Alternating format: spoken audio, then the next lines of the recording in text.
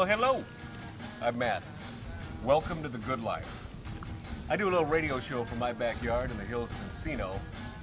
I'm a lucky guy. In fact, I'd say luckier than most. I have lots of friends that I like to call stars. Hey, in fact, there's one now.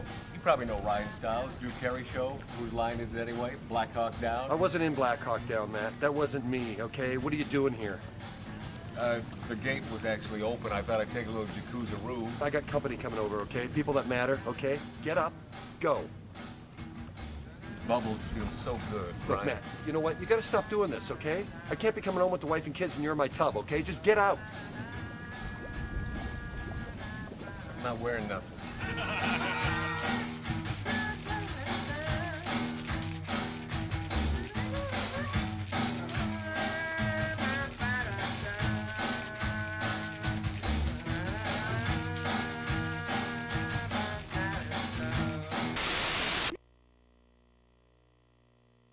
Doohickey, you know, the doohickey that rolls. Hi, this is Meatloaf. Okay, kids, you know what time it is? You know what time it is? It's Outlaw Radio time! The most imitated radio station in the nation. I'm through with standing in line for some fun to begin, but I found a good thing leaving me with a grin. It's time for Outlaw Radio to begin. You have the great Billy Gibbons here? Yeah? It's very cool. Yes, he just passed out. He did. Oh, yeah. Hey, that didn't sound too bad. Huh? To lighten them up loud. Oh, man. We're here with Matt. Oh, yeah. Got to lighten them loud. Oh, little Outlaw Radio. We're here with Matt. And he's not fat. We got all these guys and girls in the house. Let me tell you, that's where it's at. And that's, ladies and gentlemen, Matt Allen. Pass me a gallon.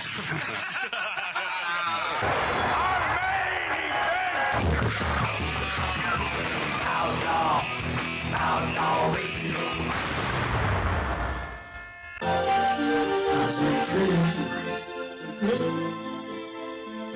Red roses too. I see you blue.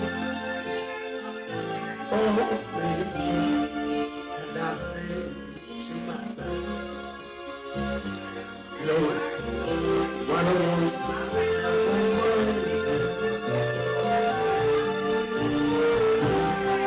I see skies with blue, clouds of white. Bright summer's day, dark silver night, think to myself, oh, what a wonderful world.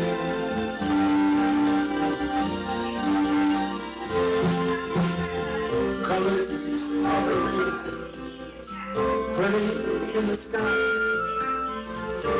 all shown on the faces. People passing by, I said, "Baby, shake hands, say how to do." They're ready to say, I think we lost some lights too. If it is crying, I'll watch them go. They're much to go. Then I ain't over. To myself, what a wonderful world.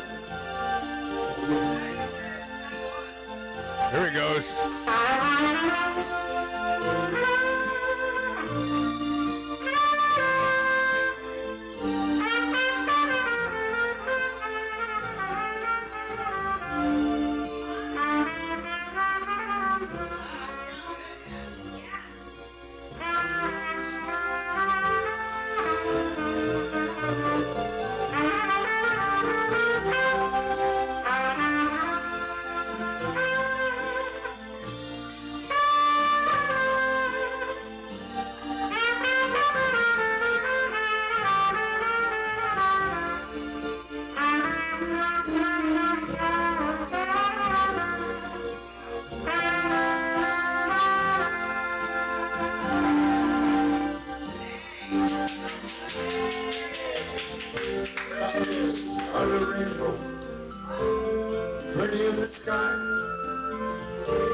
also on the faces of people passing by. I said, friends, shaking hands, say, how the hell you doing? They said, we got the light back, everything is good. Here's baby's crying,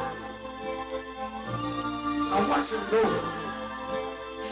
They learn much more than another. I'm thinking to myself,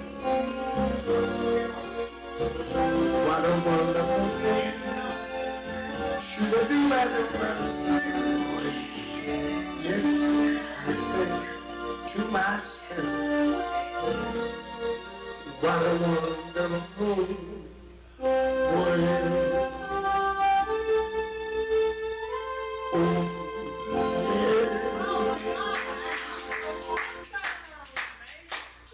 Marty does it there. That's our dad, and what I wouldn't give to watch him perform that live one more time. I thought I got the tears out of the way, man. How could you? It's not possible. Could I? Would I? Peg leg. Peg leg. Wow, yeah. That's Dad on the horns and keyboard and singing that song, and world's greatest musician. Last week, when we presented you Outlaw Radio on YouTube, on Rumble, on X, and the finest radio stations in America, Dad was still breathing, and he took his last breath a few days ago, and it's a real dyed-in-the-wool aloha to our father. Yeah. What a wicked week, and I'll get into how wicked this week has been in just a few minutes, but thanks to Rick Dees for sending me a note. Matt, I'm so sorry to hear about your dad. So sad. I remember this is so Dees, and it's not trying to be funny or anything, but he said, I remember great times watching him play multiple musical instruments. That is so deep. You know, just the multiple musical instruments are just, well, he was just so good. What did your dad do again? Thank you, Rick. John Albee, my best friend of a million years, sent me a note from the fishing boat. He's the chief engineer on a boat in Alaska. John writes, Matt, I would be there if I could. I will be here on the ship until mid-July. My deepest condolences. I loved your dad.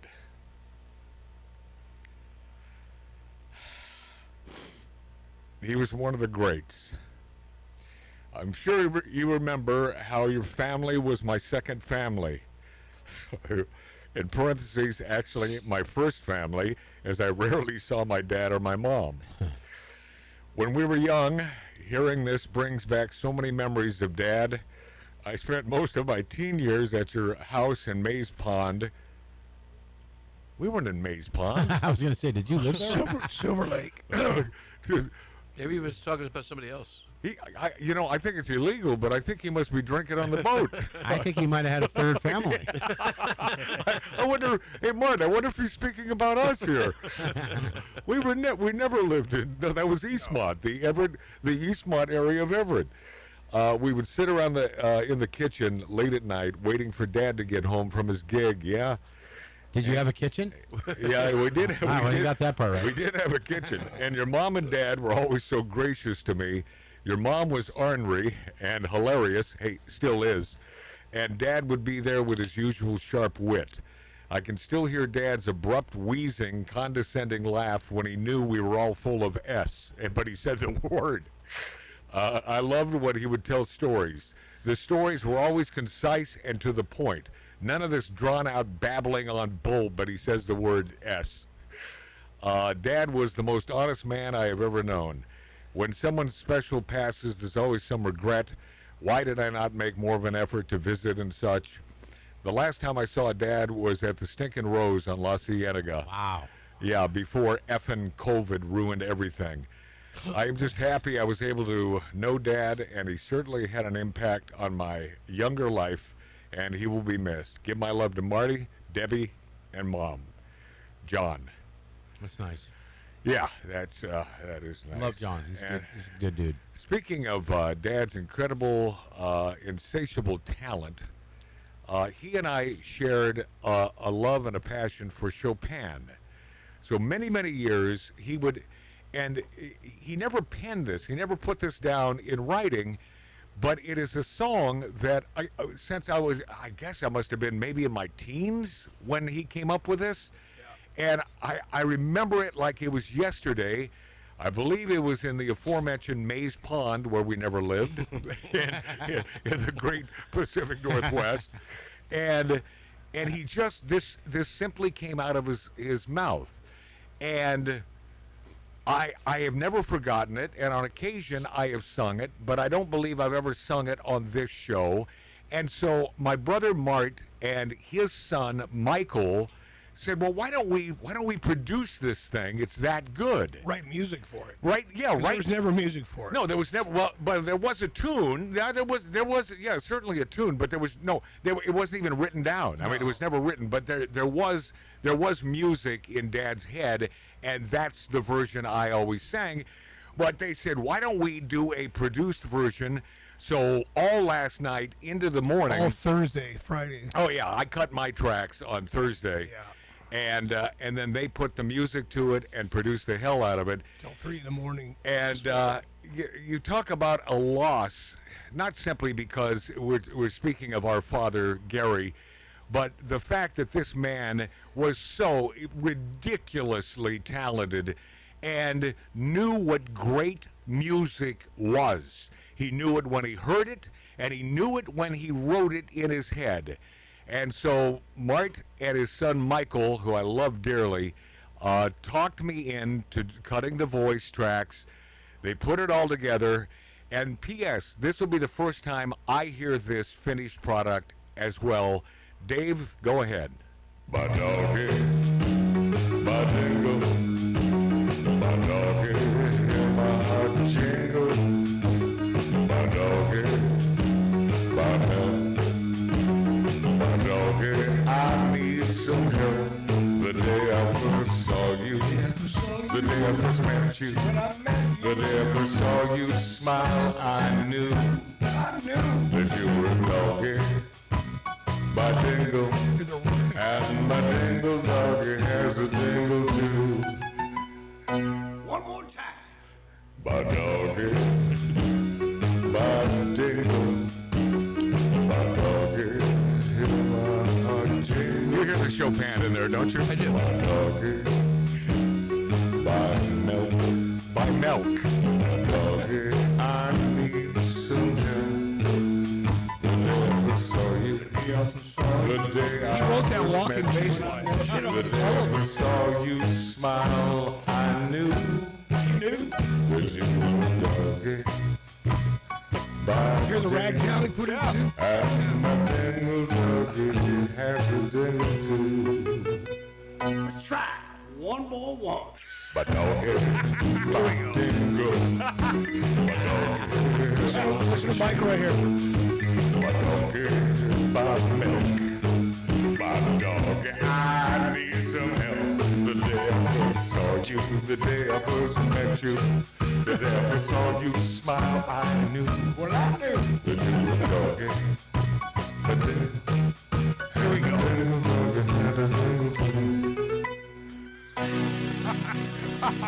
There's the ELO. ELO finish. Ah, yeah. So obviously, I set you up for that one. Nothing Chopin about it, but that was No violins. My doggy, my dingle. Yeah, no cello, no strings in that one. My son, But that's my dad's sense of humor. Yeah. Right there. he wrote he goes, Dad, because I'd go in and out of the house taking breaks and stuff, and I got back in. He had a keyboard. He's doing ragtime. He goes, I never even knew I could play ragtime. I go, did Dad crawl into your body? Yeah, yeah. He channeled our father. Wow, man. Yeah, but the money shot in that is by milk. Just to, Yeah. just to rhyme. By milk, and it doesn't even rhyme. But by milk, by doggy, by milk. Oh, Dad, you're and by the way, that's what John said. Just his sharp wit and yeah, witty guy. And thank you, Michael, for spending like 2 full days working. No on kidding, that man. crap. Michael Anderson checked in. Do you know who Michael Anderson is? I think he's a friend of our youngest brother. Oh, yeah, his dad's a cop. Oh, I think okay. he's an FBI. I think he's a Fed. Your dad was an awesome guy. He will be missed. I remember the countless sleepovers with Mike Yep. as a kid and cards around the table in Everett in the 80s. Gary was always kind and made me feel welcome. A legend. He is. Well, he knew he lived in Everett too. Rochelle out of Oregon. Is that Rochelle Nelson? This is our beautiful niece, and Yeah. no, not my niece. She's my cousin, for God's sakes. Could have been your niece. Yeah, but an absolute dyed-in-the-wool angel. This gal is an angel. We have kept in touch for years. One of the rare folks in my family that I have kept in touch with.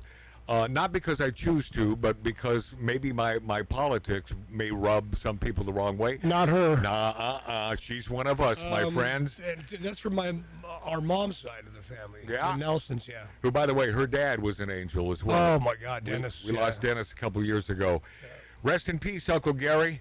I remember him telling me he toured with a band he was in to the city of Independence, Oregon, when I bought my first house there. I thought that was awesome. He even knew the place. Okay. Earl Cole, a buddy of my brother Mart's for about a gazillion years. Yeah. And a real good dude, He's man. been in all the, like most of my bands that I was in. My guitar player. And one hell of a ripping ass guitar player. Yeah, this guy can rip. Not only that, he plays a mean guitar. Yes, he does. Earl Cole. Gary was the most. And by the way, he worked at Boeing for a million years. Oh yeah. Earl And did. now he, I don't even know if we can divulge, but he works for the government. Yeah, he does. Yeah. Gary was the most talented musician I have ever known, and I met a few. On top of that, he made a good living raising amazing kids whilst playing truly amazing music for a living. There is no doubt that anyone who ever knew your father, Gary, will miss him dearly. Great sense of humor, great quips in the moment, sharp MFR, which means right? Can we all, We don't have to go there. Yeah, always loved Gary, so damn good in caps, and it's so damn sad. But I figure you have to be glad to meet great people in your life. Gary was the best. R.I.P. Gary. I can only imagine what funny thing he would say to me after writing this. Yeah. Yeah, he'd probably say, "Shut the F up, Earl." But I know it would be something funny and special because he was just that awesome of a person. God bless our family. Head bowed hard. Thank you, Earl. Chuck Gimetti, a friend of mine for years, who gifted me this stuff, and I have 2 bottles that I have never opened. Absinthe, the real thing. Oh yeah. Ooh, is that illegal? Well, whatever it The is. real stuff. yeah. Whatever it Yeah, is, I've got 2 bottles of that, gifted me by the great Chuck Gimetti, one of the big guys in the liquor industry for years, and a friend of mine for at least 28 years. Yeah, those bottles have been sitting there forever. They are dusty. Chuck Gimetti says the old conveyor belt just keeps turning. Sorry to hear about your dad. I met him a couple times. I think we went to Charlie's Restaurant to hear him play. Charlie G's. Yeah, Tarzana. here in the Valley. He's a music phenomenon. I listened to your show tonight. Great stories. So last Saturday, it was good to hear you talking about all the haunts I used to go to in L.A. Oh, this guy knows them all. I'm sure we need a visit, especially to remember our dads. Remember, death ends a life, but not a relationship. Wow. Your dad's music will always be with you. Yep. And Medina, Busek, Stout, Mindy. Yeah, oh yeah. I'm so sorry to hear about your dad. Gary was such a kind and talented soul. My heart goes out to you and your family. Yeah. She's a sweetheart. Yeah, she is. And she is she knows Dad because Dad Of course she does. Dad didn't know but knows him. Didn't have a mean bone in his body. Yeah. Not a mean bone in his body.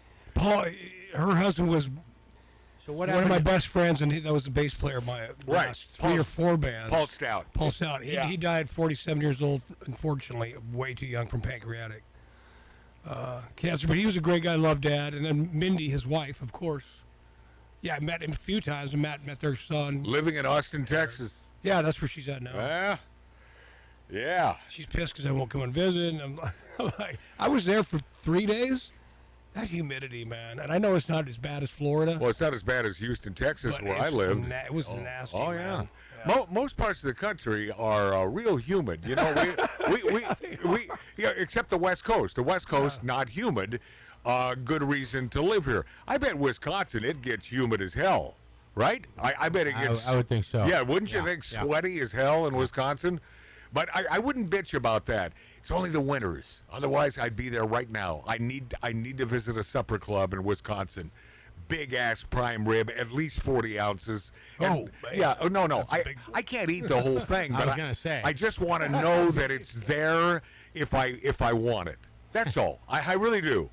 Okay, hit the theme there. The next song on your page. Because, by the way, we got a lot of this out of the way last Saturday. I know that obviously there's a personal thing for my brother Martin and I, and everyone in this room, frankly, who knew Gary. Yeah. And everyone here knew Gary. But, you know, we just don't want to make it as ponderous as it could possibly be. I do. So Yeah, I wouldn't blame you one bit. all right, so hit it. Oh, yeah. Oh, yeah. Huh.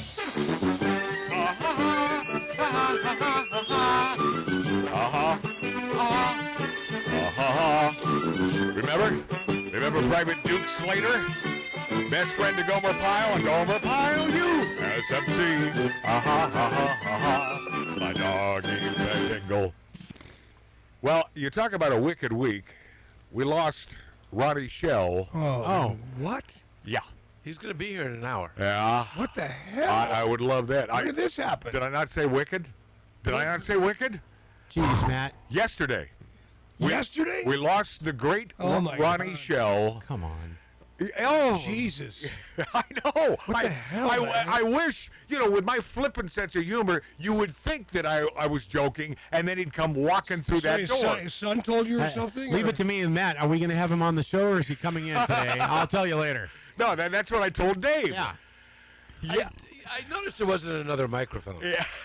Yeah. Did his son call you or something and tell you? Yeah, but then Matt was sure to ask Marty if he had his headphones coming. He's really throwing us off. Ronnie Schell, 94 years old. God rest your soul. The death of the most sarcastic man who ever walked God's green earth. Yep. Ronnie Schell. Come on. The most sarcastic. He was a ladies' man. Oh man, do you?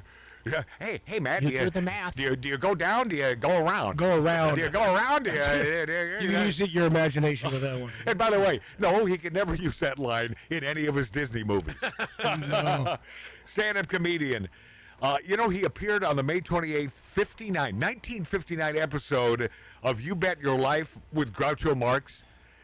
I mean, that guy goes 94. That's getting up there. That's 1928. Yeah, he demonstrated a comic barrage of beatnik jive talk as a stand-up comedian, and he developed his act. We talked about this with him myriad times at the famous nightclub in San Francisco, the Hungry Eye. That was like the place to play if you were a comedian. Absolutely. Heard presumably as the opening act, introducing the Kingston Trio. By the way, I believe my father... Did he like the Kingston Trio, or was it more the Four Freshmen? I think it was a Kingston Trio, that he was. Yeah. He liked, yeah. At the start of the group's 62 college concert album, Ronnie Schell, probably best known for the 1960s television role as Duke Slater. He was born in Richmond, California. Upon graduation from high school, he served 4 years in the United States Air Force, where he became an airman first class. Thank you for your service, Ronnie Schell. Thank you for your service to our nation in the military, and for making many, many people laugh. Yeah. But this man who played Duke Slater... You sucked, Matt. What? Am I? You think I'm causing their death? No, I just that was a dirty trick. Totally unsure. Yeah, he was in a short-lived sitcom, Good Morning World, with Goldie Hawn, and so where Mark a couple minutes ago said you do the math. We would talk about, well, so at the time you were both single, you and Goldie, and you would read lines in your apartment. I said, Goldie Hawn always fine, always sexy as hell. And I said, so Ronnie, did you two ever link up? And I don't know, man. You do the math. You do the math. You do the math. All right, we'll take you out, and we'll be this after back on Magic Matt's Outlaw Radio. The day I first met you, the day I first saw you smile, I knew that you were a doggy. My dingle, and my dingle doggy has a dingle too. One more time. My doggy, my dingle, my doggy, hear my heart jingle. My doggy, my milk, my doggy, I need some help. The day I first saw you, the day I first met you, the day I first saw you smile, I knew that you were a doggy. My dingle, and my dingle doggy has a dingle too.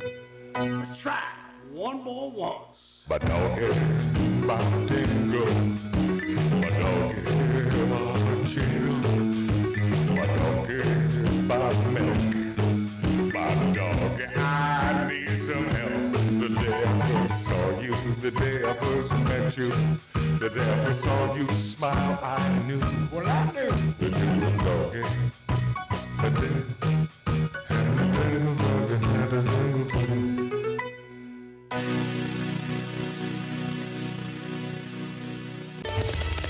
The staccato hoofbeats of a golden palomino, carrying a man who fights wherever justice needs a champion.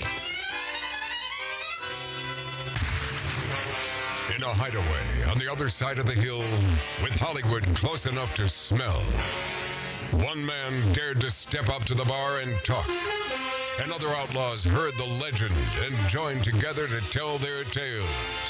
This is how it began. Smoking, drinking, interrupting. Magic Matt Allen. This is Outlaw Radio. All righty, welcome back, my friends, my friendlies. Welcome back. Magic Matt's Outlaw Radio on YouTube and Rumble on X and the finest radio stations in America. What's up, Wisconsin? What's up? What's up? Love you taking time out of your busy schedule to spend a little time with us.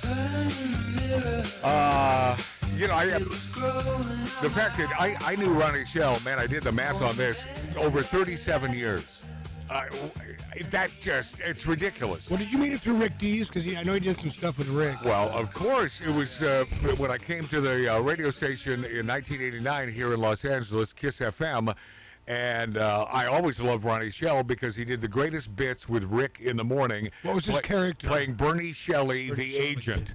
Funny, one of the funniest bits Rick ever performed in his morning show. I got a bigger name on the line. It's always I got a bigger name. In fact, Rick sent me, I got a bigger name on the line, Jesus, because of Ronnie's passing. Wow. But the great Ronnie Schell, best known for the Gomer Pyle TV show where he played Duke Slater. And he went on to voice Jason on that animated series Battle of the Planets, co-starred as Mr. Brown on The Musketeers, Walt Disney World episode of The Wonderful World of Disney. But dig all the stuff that Ronnie did in his lifetime. And a few years ago, probably about 10 years ago, Ronnie's telling me that, he was pissed off one day because he wasn't getting roles or working as much. And he mentioned that to his wife. And Ron told me, he said, well, what my wife said, give other people room to expand. Let other people. It's And time. no, Ronnie's human. No, Ronnie's human. What'd you say about women? That's women. That's women. And Ronnie, but Ronnie said, she makes a lot of sense. I said, are you sure about that? No, I'm just saying that. But I slapped her right after that. no, he would never say that. But his other his appearances, the Andy Griffith Show, the Patty Duke Show, the Wayans Brothers, Step by Step, Coach, the Golden Girls, Saved by the Bell, Empty Nest, Mr. Belvedere, Santa Barbara, Trapper John M.D., Too Close for Comfort, the Brian Keith Show, the New Temperatures Rising Show, The Love Boat, Love American Style, Alice, Mork and Mindy, One Day at a Time, Charlie's Angels, Dukes of Hazzard, Sanford and Son, Emergency, Happy Days, Adam 12, The New Dick Van Dyke Show, That Girl, Black Sheep Squadron.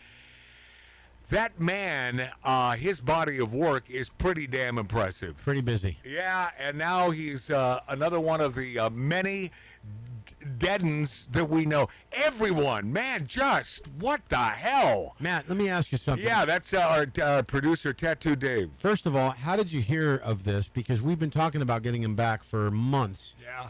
And so was he ailing? What's the deal?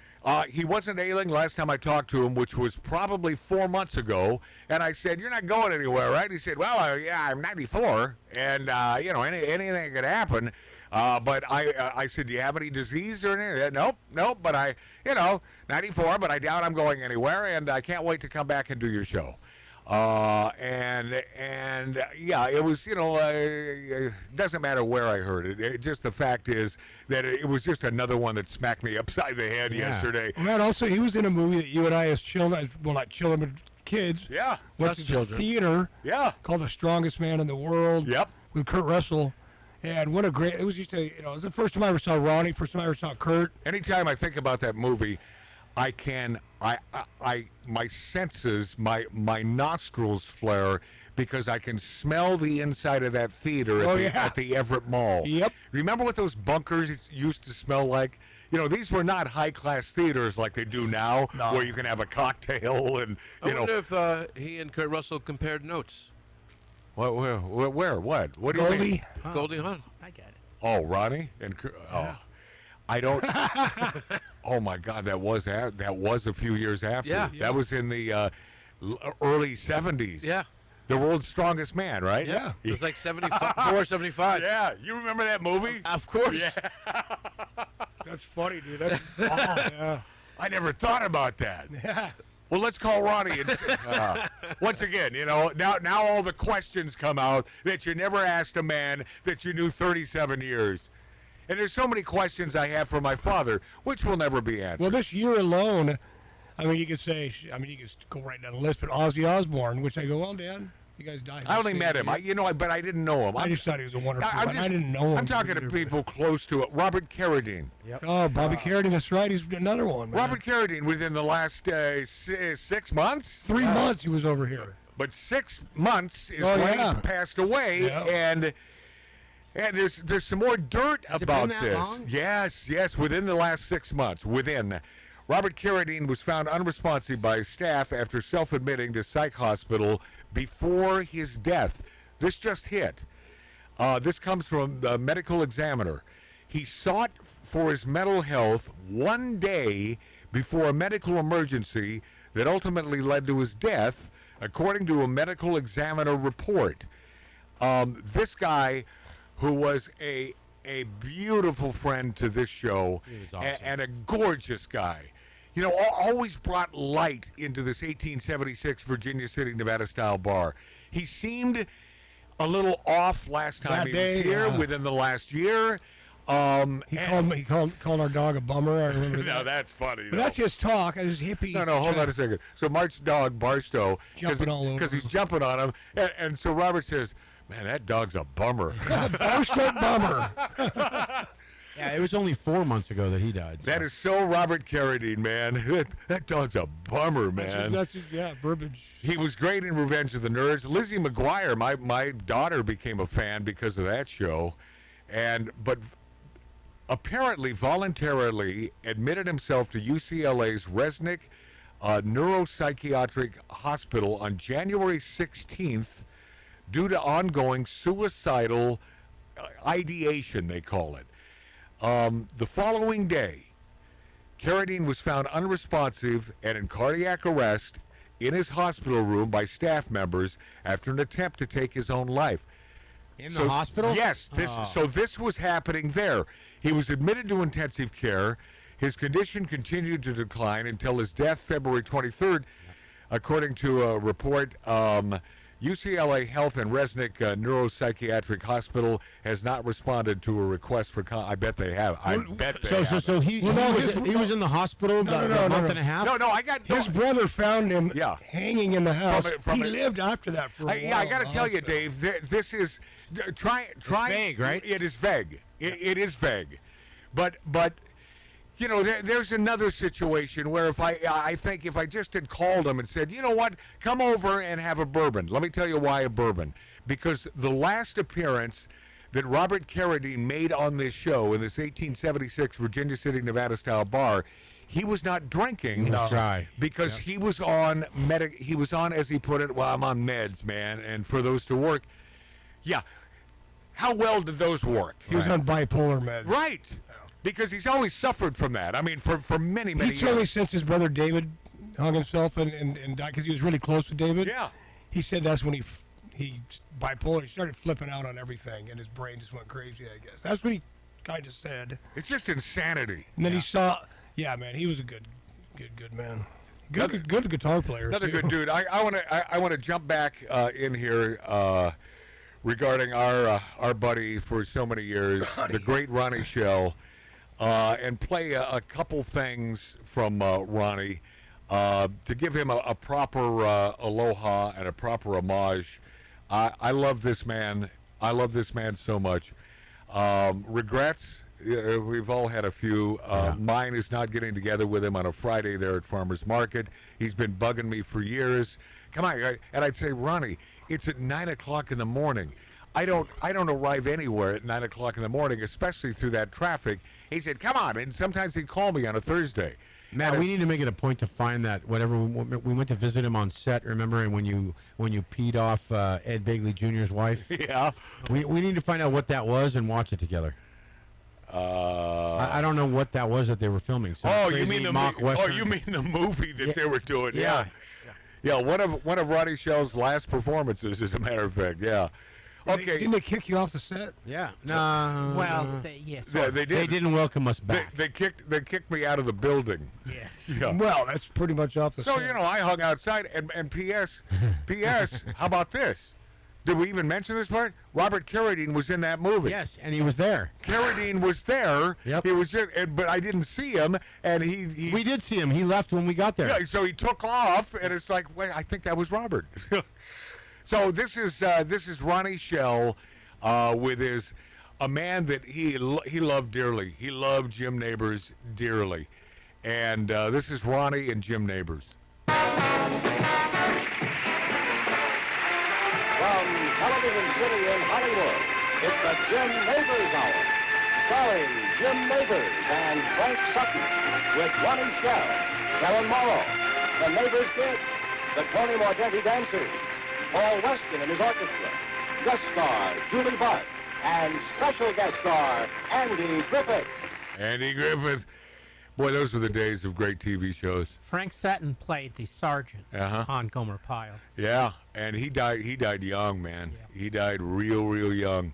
The guy with the cigar? I don't know. He was a cigar guy, wasn't he? I don't know about that, but he was. Yeah, he played. The always pissed off dude. In chunky guy, chunky. Always pissed off. Yeah. Always pissed, and so I would joke with Ronnie. I said, "You think that guy was gay?" And he said, "Well, you bring up a very good point, Matt." And I said, "What is that point?" Could have been. Could have been. And I don't know what led me to that. Maybe something I read, but I doubt he was. This is, and don't have it quite so loud this time. I turned it down. This is Ronnie on a show hosted by the greatest talk show host of all time. I won't play the whole thing, but I'll play just enough of it. A man that was on The Tonight Show with Johnny Carson, Ronnie Schell. Let's go. Ronnie Schell has just finished 3 very successful weeks at the Sahara Hotel in Las Vegas. He's starred on 3 major television series, And he's unique in the business because after all of the success, no one knows who he is. So, would you please welcome America's slowest rising young comedian, Ronnie Schell.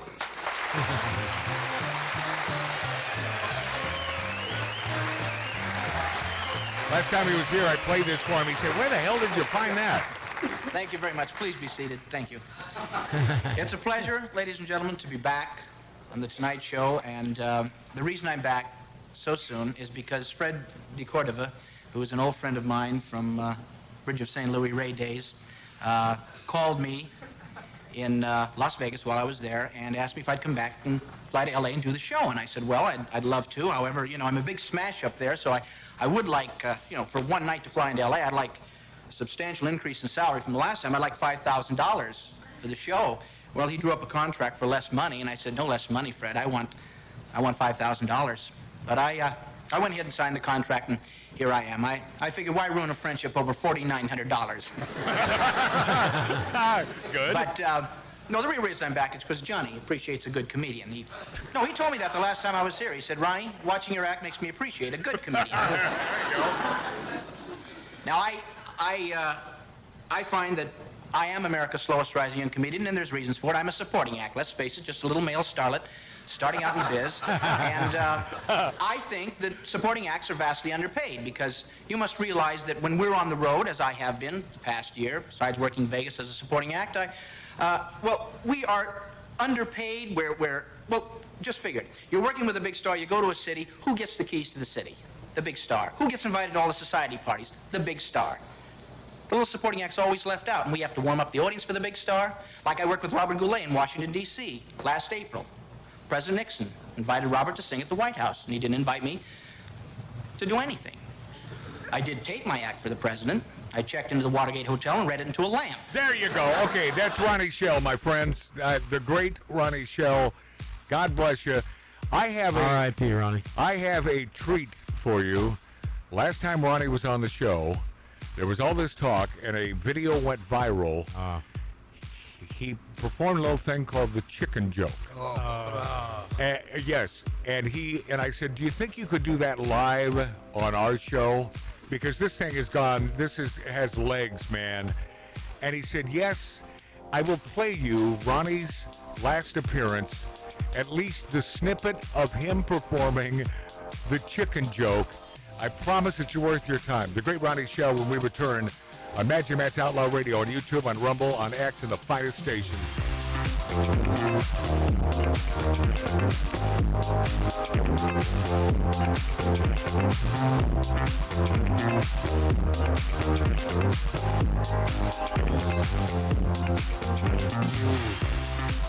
Forget the rooms in the ceilings.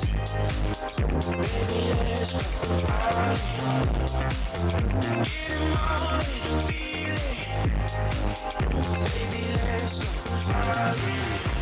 I'm catching looks you deliver. Throwing my head to the skies. The way you move sends shivers, making the earth seem fine.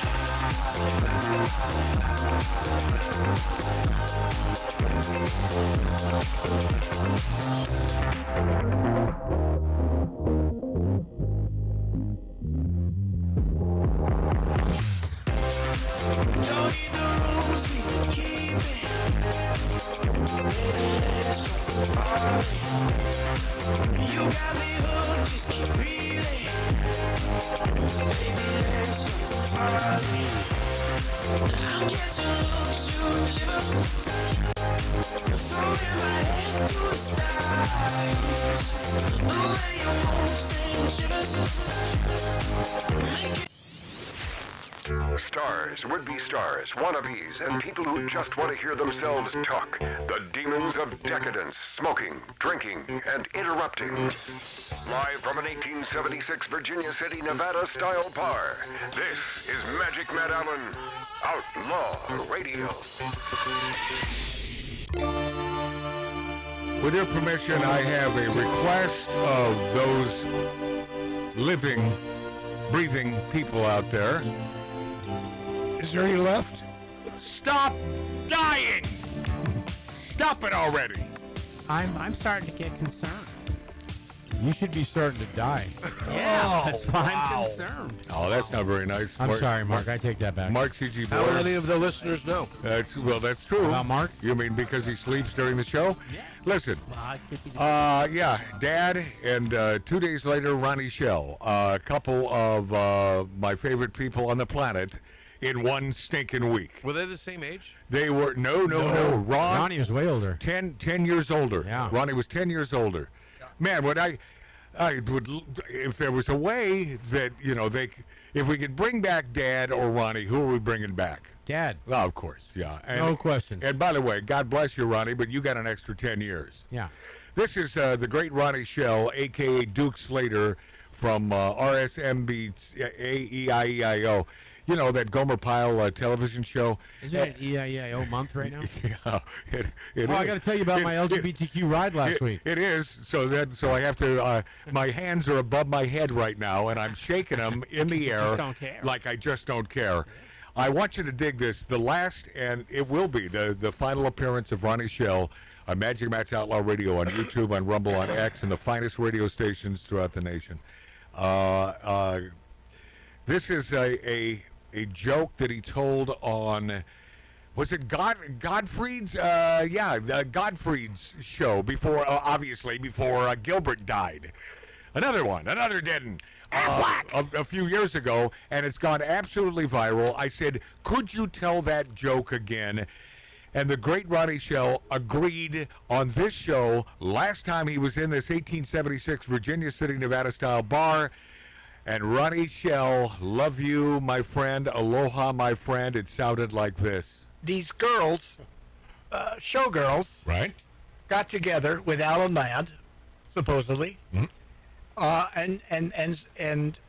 said, "Is it true that you like to fool around with chickens?" Okay. And I guess he said yes. All right. And so what happened was, these girls circled him. Okay. These showgirls. Yeah, showgirls circled him. Circled Alan Ladd. Yeah, circled Alan. All right. And he was in the center with a chicken. All right. Was he clothed? I don't remember. I'm just telling the story. Okay. Okay. All right. And so the girls started going around while singing this song. All right.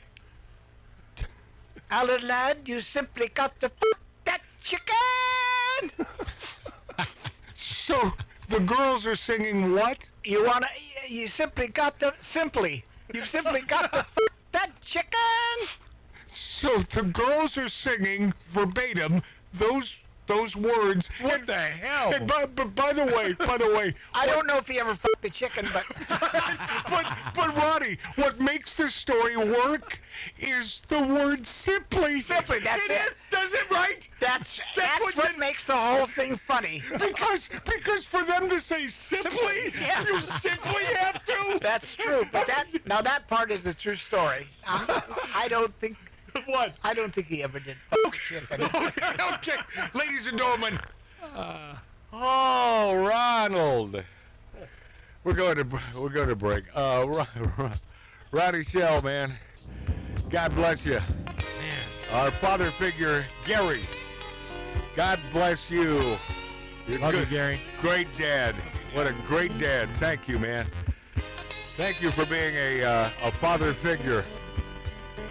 And as Ralph said last week, your memory will never vanish because you have been recreated by the folks in your family.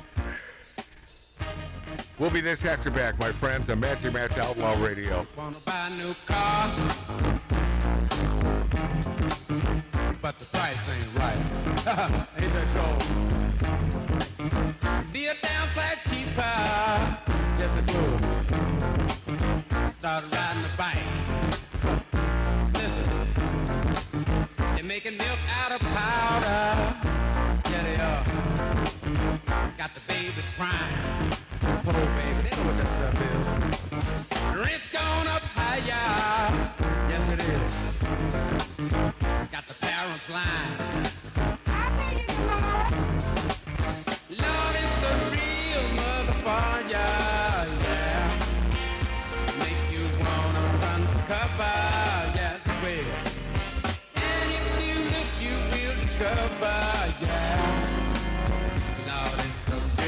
motherfucker.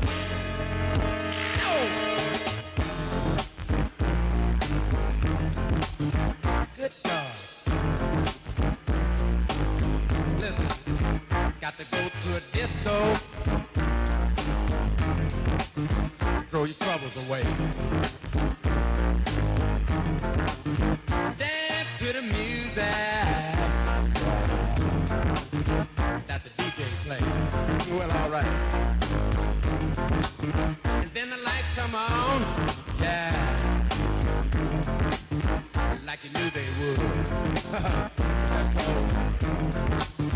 Gone home and face the music. That don't sound too good. Ain't that cold? Listen. Lord, it's a real motherfucker.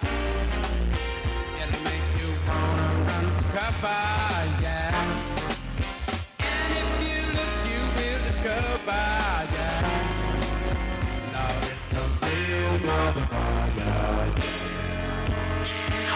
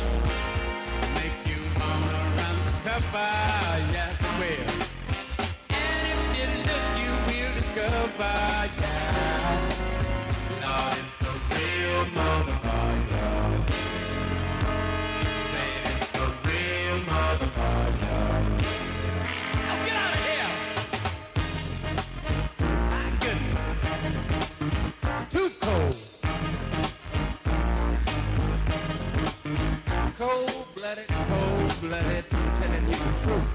Let me stop here at this gas station. Give me 3 gallons of low lead. Ain't I'm full, nothing else. I better stop and get me 2 hot dogs and a strawberry soda. It's a real motherfucker. Yeah. Lord, it's a real motherfucker. Yeah.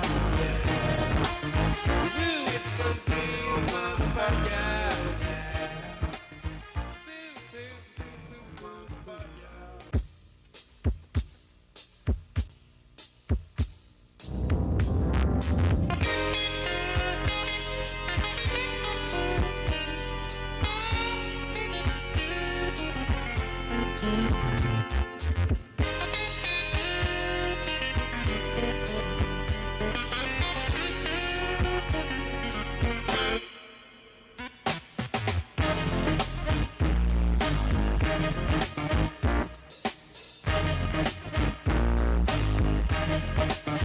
Wanna buy a new car,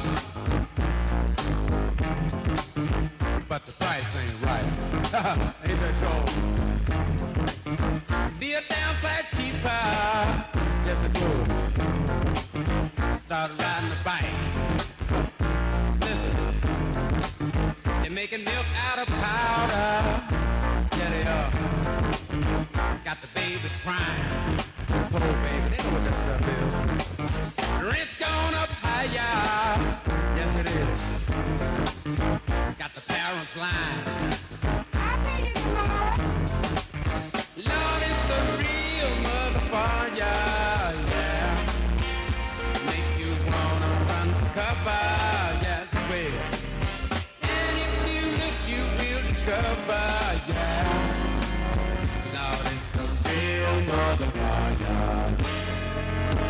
Oh!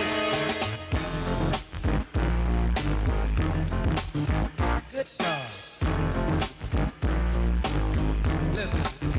got to go to a disco. Throw your troubles away. Doohickey, you know, the doohickey that rolls. Hi, this is Meatloaf. Okay, kids, you know what time it is? You know what time it is? It's Outlaw Radio time!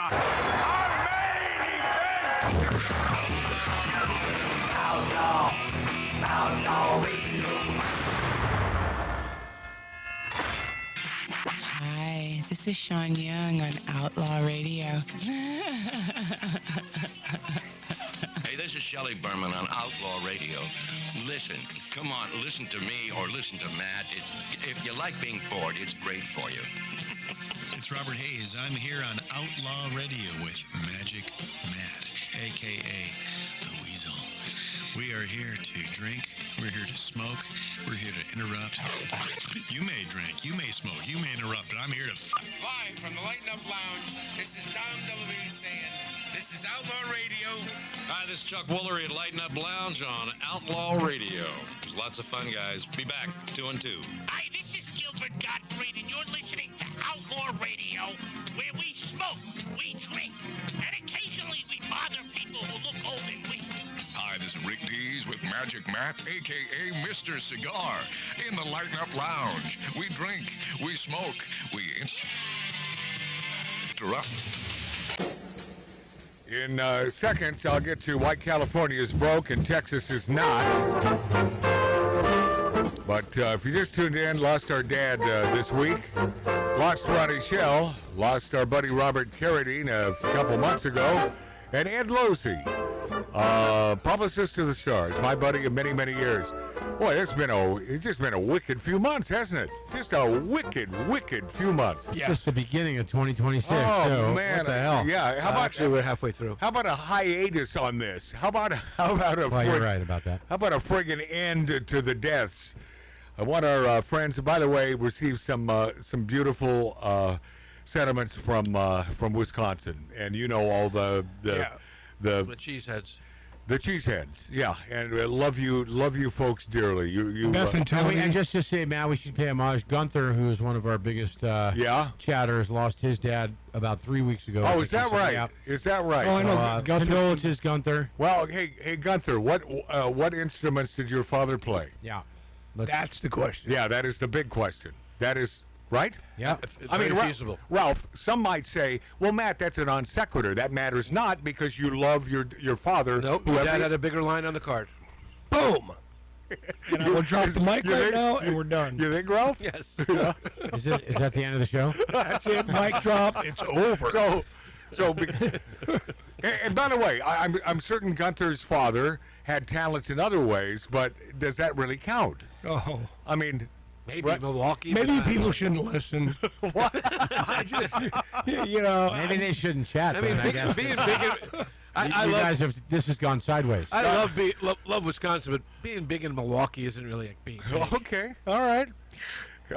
Gunther, you know who we are, right? Love you. He's got to know. He knows we're a-holes. No, he knows that. And Beth and Tony, man, thank you very, very much. And Betty and Frenchie also. Betty and Frenchie, and we received an email. It came in today, and after the show, and so I sent it to Mark C.G. Boyer to read, and it comes from Mary, our biggest fan in upstate New York. God. What, Dave? Mark's crying over there, like he's just wiping his eyes. Oh, okay. So this is going to be tough to get through. Okay. Well, this is concerning our father figure, who have we not established that because of his talent of being able to play every instrument, no man. And I'm going to ask all of you: is he not a better dad than the vast majorities of fathers because he was so talented? Yes or no? He wins. Does Ralph? My dad was a break dancer. He could break your fingers. He could break your elbow. He was talented. What do you think, Tattoo Dave? I think that his talent his fatherhood is immeasurable. Are you? I mean, I'm talking even the way he welcomed me and the times that I was there. Oh, yeah. Sure did. And by the way, that was special because he had so much talent. Yes, yeah, it's true.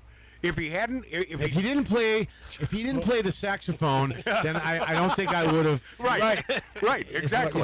That's where I was going until I was so really. No, that's fine. No, but you're right. I think you're spot on, Tattoo Dave. No, spot on. Sorry that Ralph jumped on your punchline. No, it all worked out. Okay, Mark C.G. Boyer, read this email. It just came in seconds ago from lovely Mary, who I adore, from upstate New York. And if, Go ahead. If you cry once, I will slit your throat. No, I'm kidding. Marty, Why be I rude? guarantee you this will be difficult. Okay, go ahead. Mark, and It's I already appreciate it. difficult. You can't Let's even. get to it. Matt, I wasn't going to share this, but it seems appropriate. Okay, stop. I knew we'd have to bring his mic. Why does he continue? Because he's looking 'Cause I down to can't read it. see. No. But if we adjust his mic downward, then while he's looking down, he'll be at the level of. Or he can bring the book up. Why didn't you give it to me?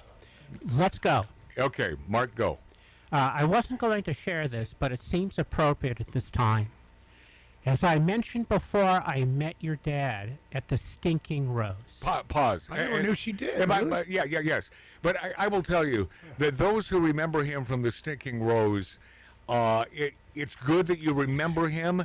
I wish that weren't the venue that you remember Dad by. Because I was never a fan of the acoustics in there, although we had a great run at the Stinking Rose. Chasen's. But, yeah, Chasen's was the place, man. Chasen's was the place to see him. Okay, continue, please, Mark. You, Laurie, Andy, and I went there.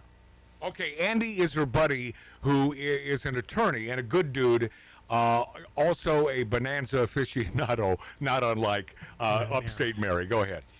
He was singing and playing as we walked in.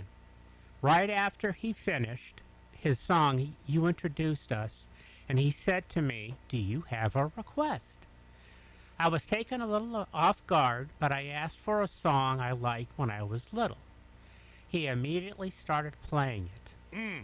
I probably could have requested anything, and he would have played it.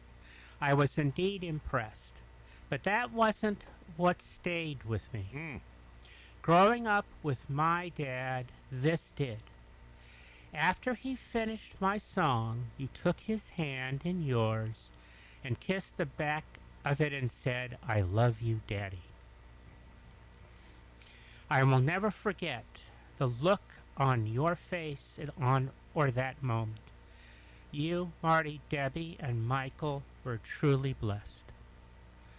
I know nothing I can say will take away the pain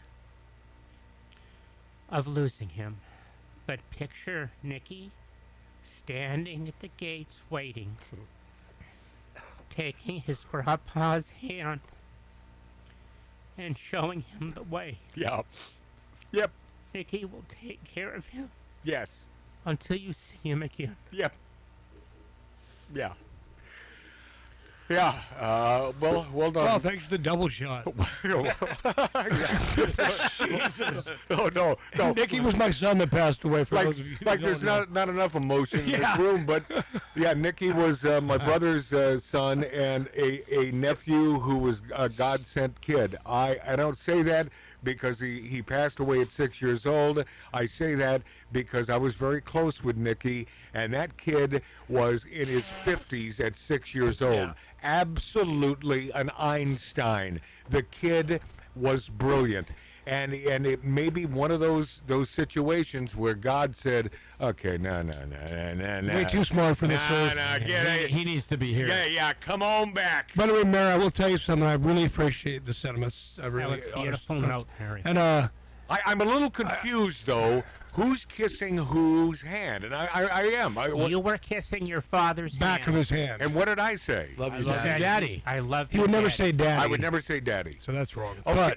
So do we have to throw the entire credence of the email out the window? No. Yep. Moving on. So what I was going to tell. Hold on. Ralph has an opinion. Yeah, I think If may you're an have to- attorney or a judge. Yeah, it doesn't sound authentic. Oh no. Wow. Anyway, I told my dad the same thing in the hospital. Because Mary.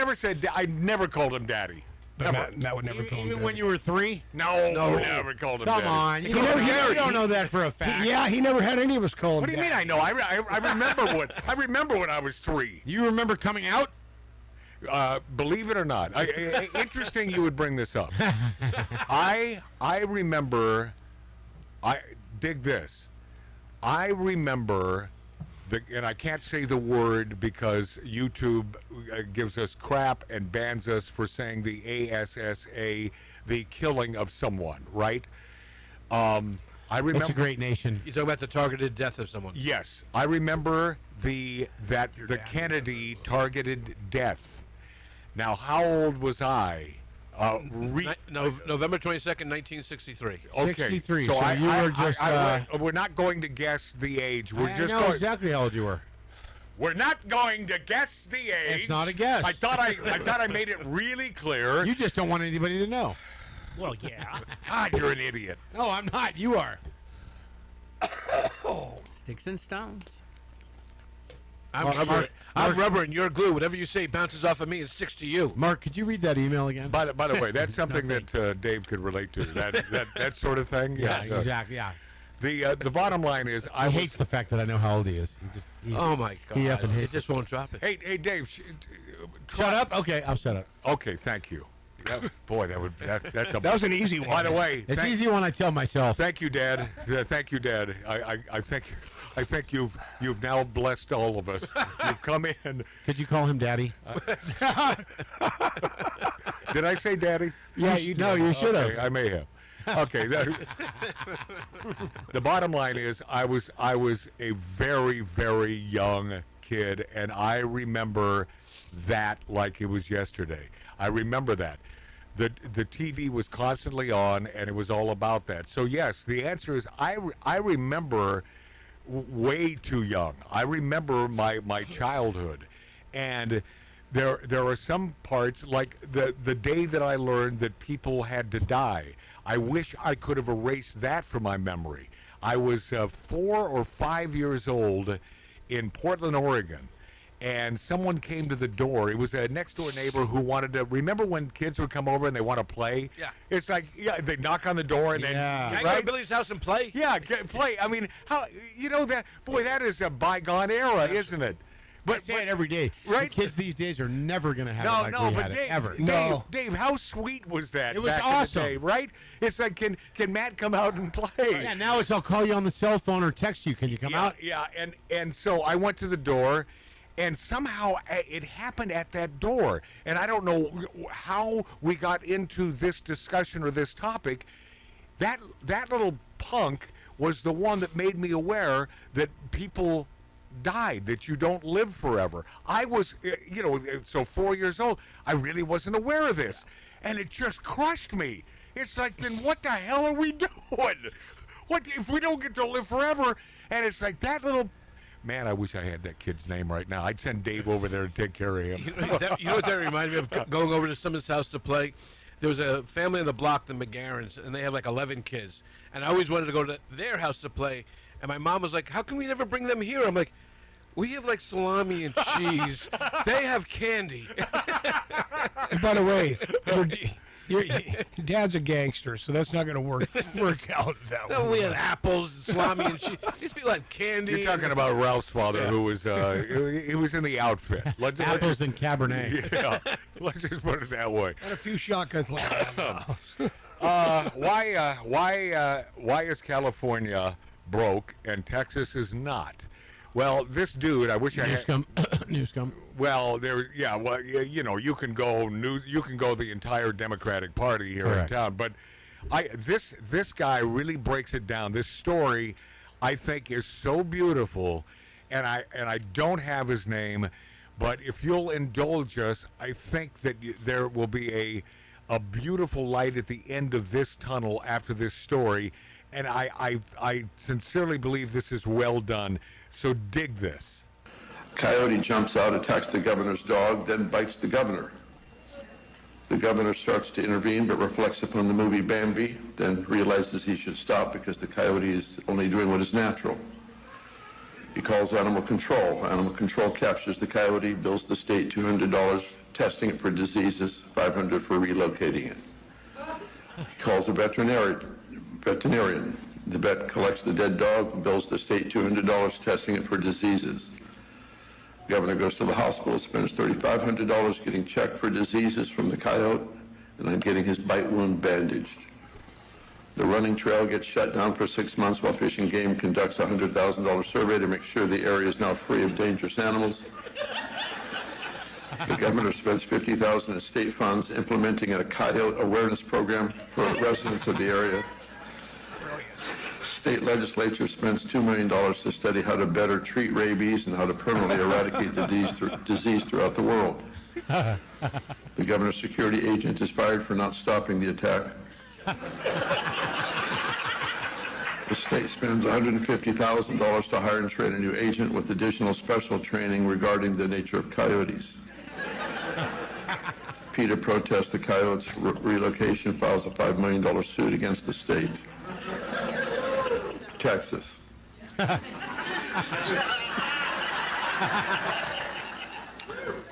governor of Texas is jogging with his dog along a nature trail.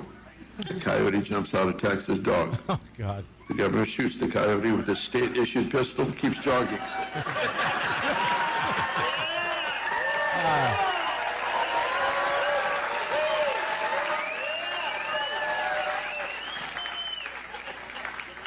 The governor has spent 50 cents on a .45 caliber hollow point cartridge. The buzzards eat the dead coyote. And that, my friends, is why California is broke, Texas is not. Is that beautiful? That is awesome. Yeah, that is absolutely beautiful. Wow. Oh, yeah, yeah. And this sort of leads into this bombshell evidence. White House fraud squad found before snatching funding for LA's largest homeless agency. Could you imagine how great this state would be and how the funds that we would have in our coffers if it weren't pissed down a rat hole? How about this? Elon Musk moving SpaceX to Austin, Texas. Yeah. They project that California over the next 10 years would have had over $100 billion in tax dollars. Is that right? Yeah. Beautiful for him. The White House pulled federal funding from LA's largest homeless agency after discovering a bombshell audit that showed millions of dollars in missing public funds. The Trump administration's new task force on fraud announced it was halting any more cash going to the Los Angeles Homeless Services Authority. The office, led by Vice President J.D. Vance, said it was part of a wider crackdown on fraud and corruption that they have consistently leveled against California. Also comes amid a wider fight between the White House and the Golden State, where we are currently, over the recent elections, with officials claiming they were rigged after Spencer Pratt was dumped out. The crackdown, which only happened 2 days ago, was sparked by a 2024 audit of tens of millions in taxpayers' cash that was sent to LASHA to pass on to homeless agencies. Out of the $50.79 million it handed out, the agency could only account for $13.78 million out of $50 million, meaning nearly over $37 million, $37 million unaccounted for. The figures came to light after a year-long lawsuit from LA Alliance for Human Rights, made up of homeowners, businesses, homeless people seeking to find where the cash was going in 2020. The Department of Housing and Urban Development, or HUD, which worked with a fraud task force, told the Post that the example reflects an astonishing pattern of failures. Last year's record of fraud, failure, and flagrant mismanagement has abused hundreds of millions of tax dollars per year, Secretary Scott Turner said in a statement. The billions of dollars down a rat hole. They found that there are 400 people in California that receive SNAP benefits, and they also have registered Ferraris. Is it Ferrari? Yes. Yes. Well, how on earth? So I think they're all in Glendale, but so you might as well say the race. Hold on. So they can't. Afford food, right? But yet, a nice little Ferrari in the driveway. SNAP? What is SNAP? It used to be called it's food EBT. stamps. Oh, EBT. Yeah. Food stamps was derogatory. Well, I'm asking because I might need that. By the way, do you have a Ferrari? These things are. Sorry, is that close? Sorry, you can't get one. These things are truly happening in this state and in other states, but California, my gosh. And Spencer Pratt concedes, sort of, but declares war, says he has recordings that would make one of the remaining candidates resign in shame. 3 weeks. I hope he broadcasts them. Yeah. 3 weeks, he said. Yeah, Los Angeles Mayor Spencer Pratt, should be, by the way, announced that now that the campaign portion of his mission to save the city was over, it was war. He added that he had recordings that would make one of the remaining candidates resign in shame. Do you have any insider knowledge on what this could possibly be, Ralph? Oh, I can guess. It's not insider knowledge. All of whatever that woman, Nina Raman's, all of her votes came. By the way, there were some that say Roman. I've heard it ramen. Top ramen. Yes. Well, anyway, top ramen. All of her votes came after the election. Right, they were still counting. From homeless shelters. Right. And she has given over her campaign has given over $13 million to homeless shelters. Right. And so he may have a conference call recording. There's someone on her staff that is a Spencer Pratt fan. Yeah, but how suspect is it initially? She was out. Yeah, she was out, and then magically she overcame him. Come on. Yeah, well, welcome to California. And you heard Trump and J.D. Vance. Oh my God. Trump went off on that one reporter, man. Just imagine if Trump hadn't won, this would be swept under the friggin' rug. yeah. And none of this would matter. Right. But because Trump is on the case, saying, hold on a second, rigged. Well, you have no evidence of that. You know, he stood up and left out of that last. Oh, no, the interview? Yep. Yeah. Oh, yeah. Man. I had lunch Tuesday at the Pineapple Hill Saloon. Angela Marsden, who beautiful gal. We've had her on the show. Yeah, she was fighting against this whole fake flu crap a few years ago. It was great. She owns a beautiful little establishment, losing her ass because of Governor Nuisance and his a-hole friggin' mandates. No. By the way, that tent that she built outside for people is still there. Oh, good, good. Yeah, so she's waiting for the next one. She had the Steve Hilton kickoff campaign at the Pineapple Hill Saloon. Ah, nice. Good for her. The day after, she gets a letter from the state. She's being audited, and Is that right? And they want to take down her back patio unless she can pay for a year in advance, which is $11,000. You think that's coincidence there, Ralph? Of course not. Could that be a little? Payback? No, it could be California, state of California being douchebags. They say always are. It is. And the big sum, $11,000, is not that much. It's payback. Well, wait a No, second. it's a big check It's for a right big- at one time. She was paying $1,000 a month to have it. It's a huge amount for a small business owner. Well, then we should open a GoFundMe and help her out. Yeah, not a bad idea. She's a good gal, man.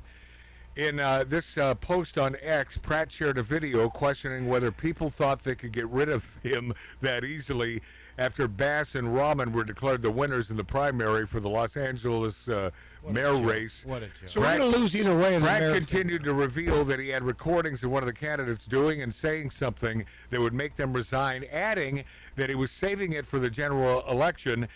Pratt said, "Hey, morons, I didn't get in this for political power. I got in this to expose this corrupt machine, and nothing has changed.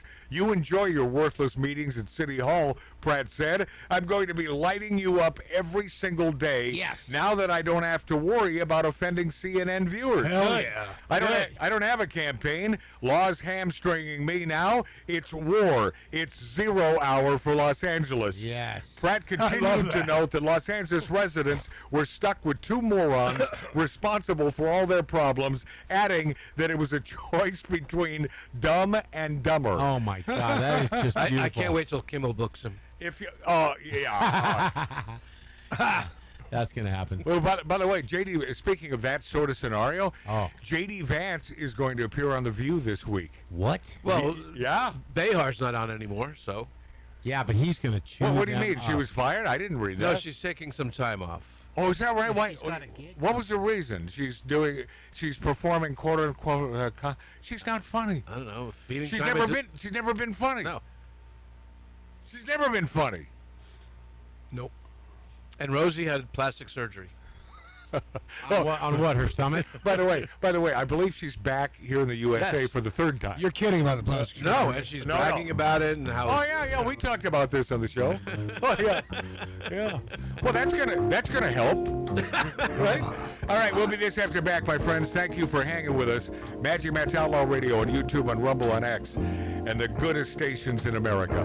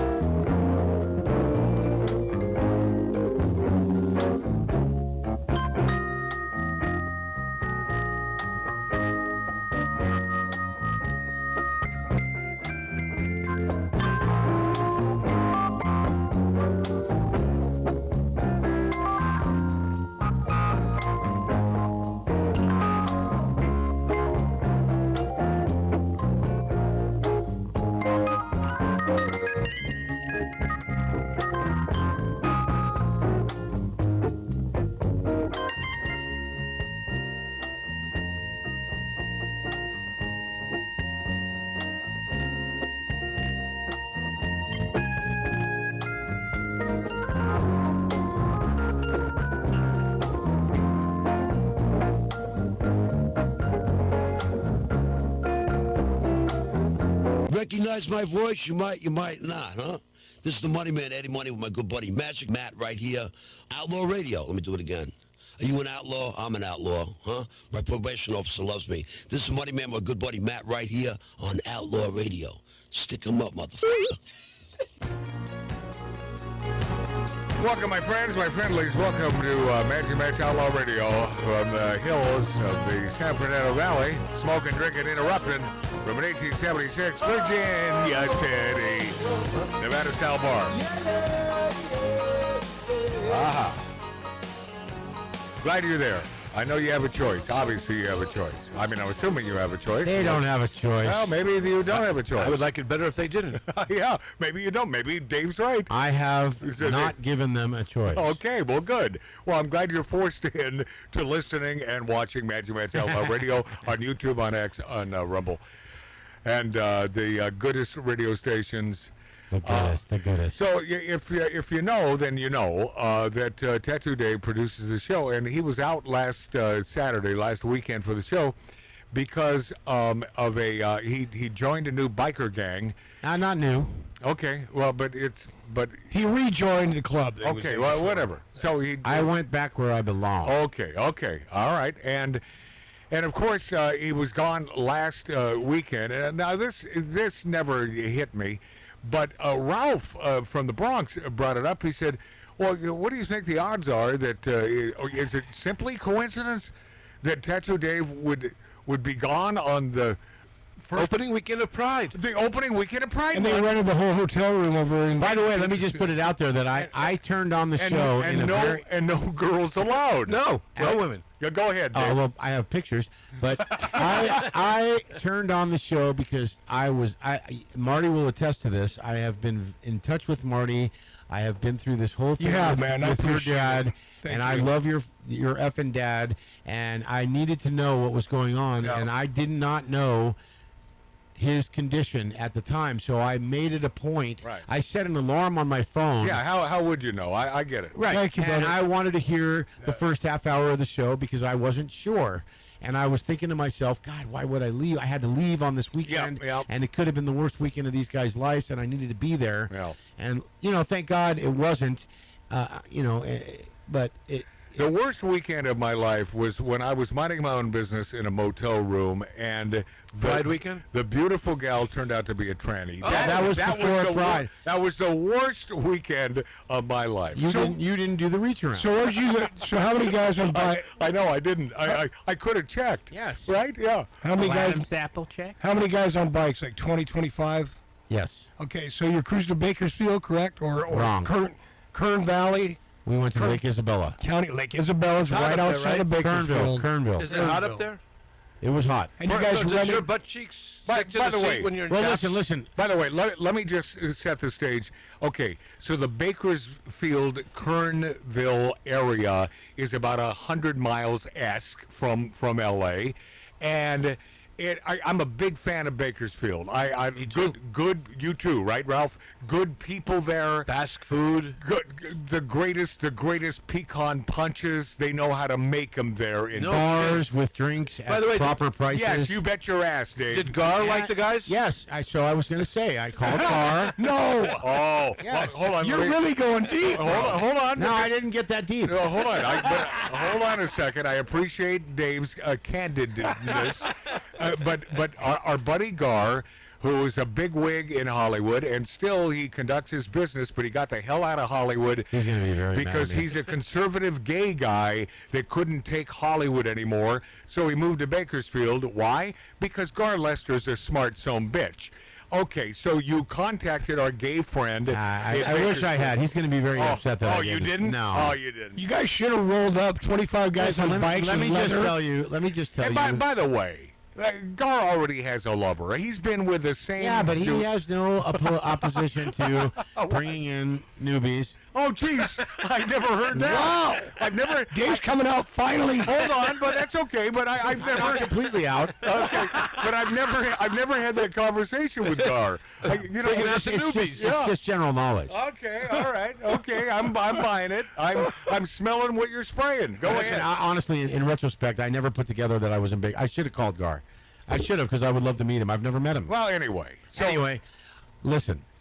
Me and one of my other brothers polished off a fifth of Bullet 100 proof rye by ourselves. Okay. Friday night. Did you like the rye? I loved it. No, I but actually love it. It's the Bullet one- rye is Yes, fabulous. It's the one thing that Bullet makes well, and that is their rye. Yes, it's it is. It is off the hook. much better than their bourbon. And, Yes. And P.S. Something I discovered for you beautiful diabetics who watch us, and it sounds like a non sequitur, but I'll get there, and listen to us on great radio stations. Rye is the one liquor that diabetics can drink without hurting your condition in any way, shape, or form. How about that? Right? I learned that because I know that I'm Good to know for the future. I'm probably on the verge of becoming a diabetic. So at least I will have more rye per capita. I'll keep the rye companies in business. Yeah, I'll just go to the rye. I'll just go to the rye. So, Matt, I was incorrect. So apparently there was women involved because Dave got to his club and he said, hey, this little Don't chick. say any names. I'm not going to say any. By the way, identify as women? This little chick, she's what, Dave, weighs like $125 or something. Little 90. Little chick. Oh, that's no. Can she ride with you? Can you ride this That's girl? anemic. That's anemic. No, it's not. So she jumped She's on. barely 5 feet tall. So she jumped on the back of Dave's bike, and she had to ride with Dave the whole way. She didn't have to. She wanted. She wanted to. She didn't have to. It turned into a fabulous weekend. Oh, Good. Did you have the flag, the rainbow flag on the back of your bike? No, but we had it in our sights. That's where we were headed. Oh yeah. Well, And by the way, Ralph, I'm going to have you know, we got to what was called the Kernville Saloon, and I was the first one there. I walked in and there was nobody there, and I got into a fight with the bartender.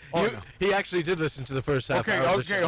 hold on, Dave. Yes. So what was your little mishap with the mixologist at this fine little? I watched the show and I decided to beat him up because Ralph said I could go into a bar by myself and get into a fight. So I said I'm going to have to make this through. Okay, all right. So is that a good little dive bar? It's fabulous. You would love it, Matt. You would love it. 2 pool tables.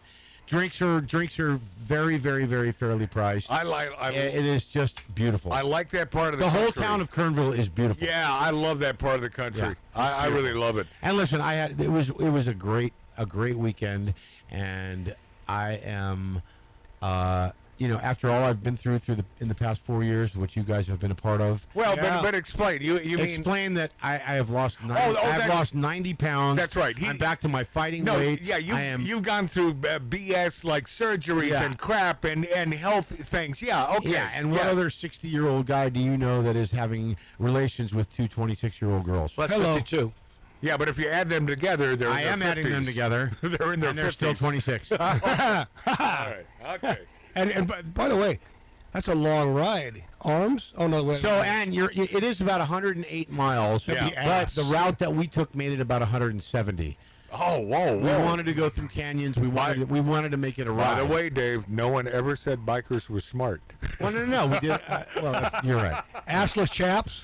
Well, that was the other thing. That was mandatory. Assless chaps. But you had to wear but you had to wear a G-string. By the way, I'll take a look at your bike, but I'm not gonna get anywhere near. My nose will stay away from that thing. You might want to be there. No. I'll show you a picture. Oh, jeez. Please. I don't know.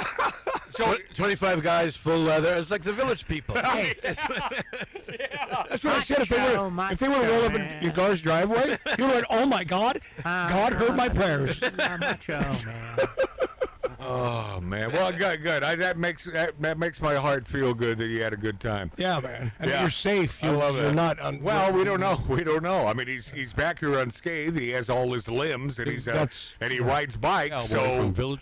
You know, listening to howdy. This is Randy Jones, the original cowboy from Village People. Yeah. You're listening to Magic Matt, my pal. Hey Matt, how's it out there in the garage? So I guess the question is, who's gay? Yeah. He's my pal. That's right. Where did we go that Give it night? up for yourself. Yeah. Yeah.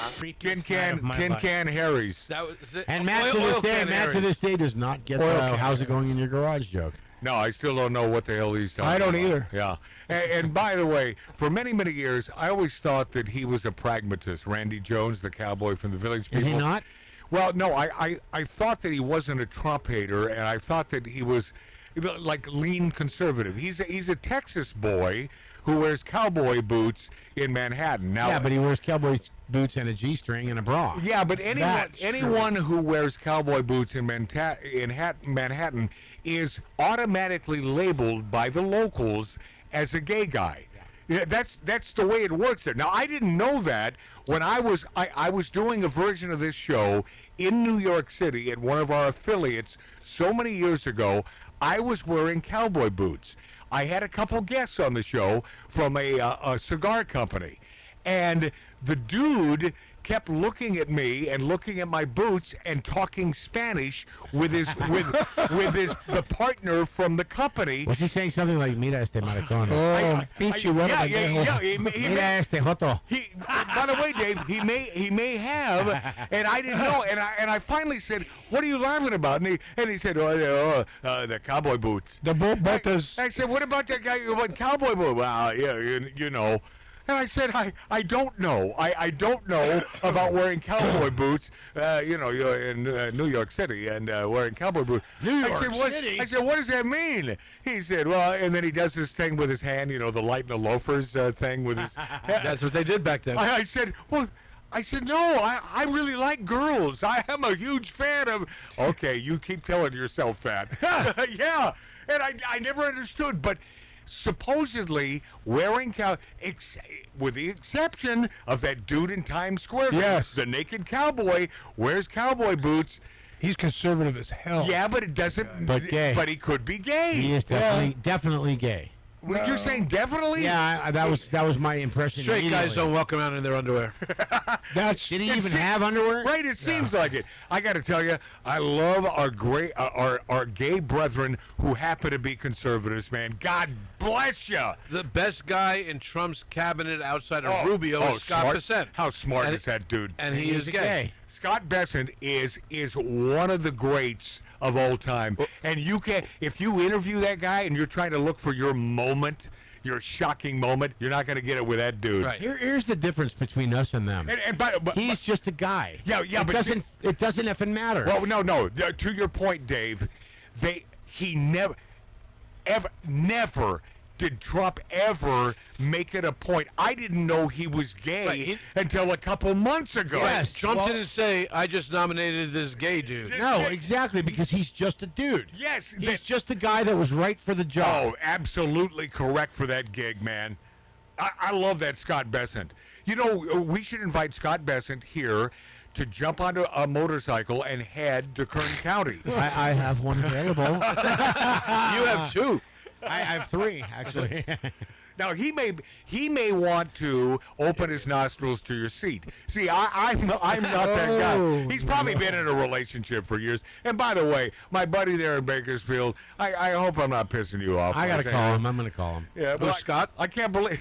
Scott Bessent. If you have a phone number for Scott, I want you to call him right this second, because I love that guy. I mean, and I have loved that guy since day one. So, as a conservative dude, my own self, Magic Matt on Magic Matt's Outlaw Radio, when I heard he was gay, what do you think I said? Oh, damn it! I wish you weren't gay. No, I don't care. I even loved it even more that they didn't make a deal out of it. I mean, friggin' Biden made it a deal. He went on record as saying, my vice president is going to be a female. Period. He said that before. Forget about qualifications. And the hypocrisy of the news media, because they don't bring it up that he's gay either. No.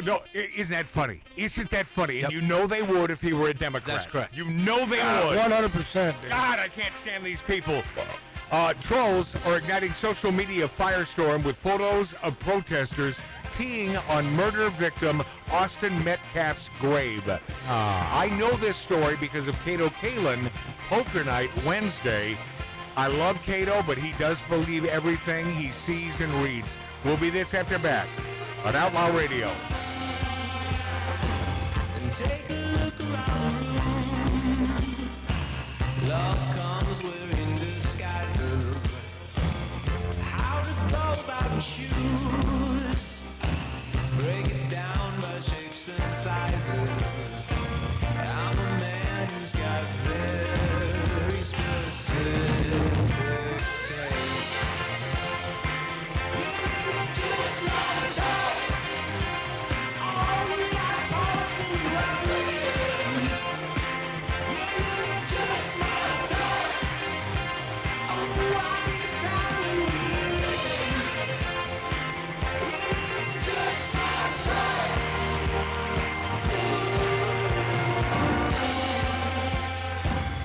When there's loving in the air, don't fight it, just keep breathing. I can't help myself but stare. Double check for double meanings. I'm a man who's got very specific taste. You're just my type. All you got passing my brain. You're just my type.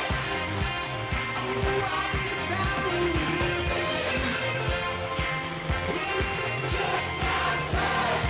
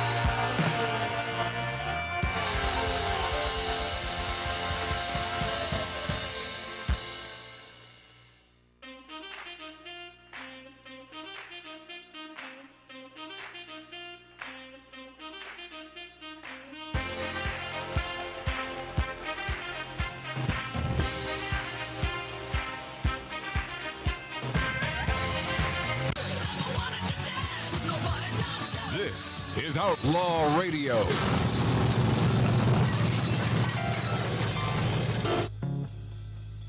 I must tell you, I did something Thursday night I haven't done in at least 20 years, and it's something that You had sex? I have no. Yeah, Dave. Yeah. Because I think you were going to reply to that. No. Well, I was waiting for that pregnant pause. Yeah, because I've always had a real tough time getting really hot chicks. No, you haven't. Yeah, I haven't? Nope. Oh. I've known you for all my life. I've had a real tough time. No, but what I did, besides not have sex on Thursday night, what I did was I am outside in the green room here in the auspicious 1876 Virginia City, Nevada style bar area where we broadcast. I meant to say cast from the San Fernando Valley. Oops. On Outlaw Radio, on YouTube, on Rumble, on X, and the finest radio stations.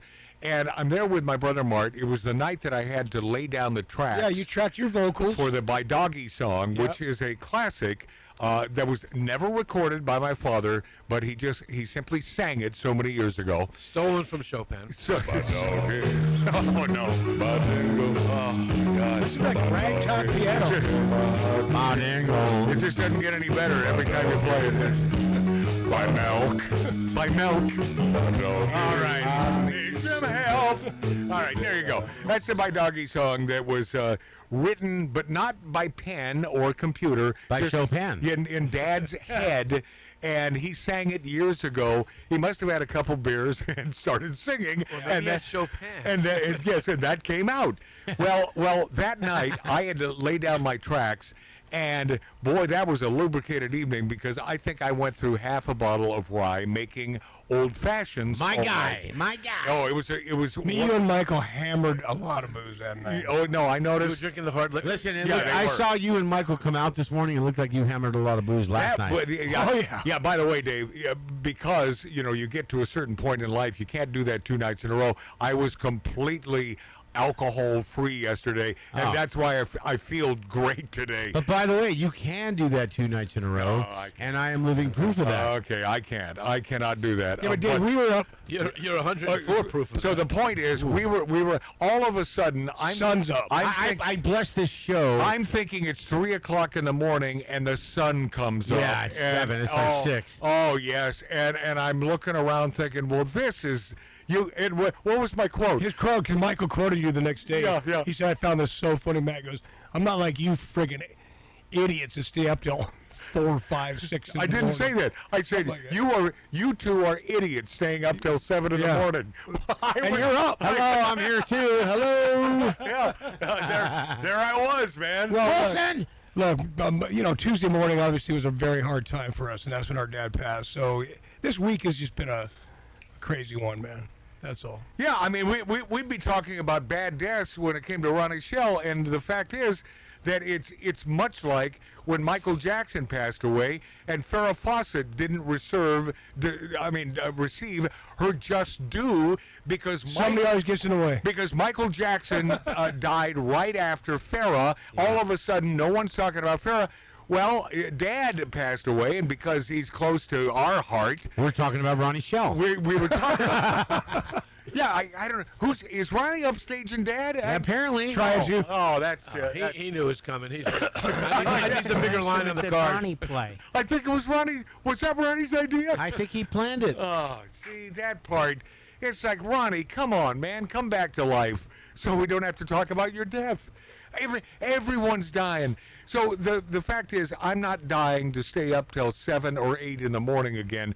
That's just stupid, because you feel like hell, especially if you're going through a half a bottle of rye. But you don't get a hangover. See, I think sleep causes a hangover. Hey, let me tell you this. I haven't had a hangover in years. Right? I have. I had a hangover yesterday. I felt like hell. I didn't even have hair of the dog. I had no sip of nothing but coffee and water. You didn't have any Barstow hair all over you? No. Big hour next on Magic Matt's Outlaw Radio. Hit me now. Huh. Wait a minute. Fill my cup, put some nigga in it. Take a sip, sign the check.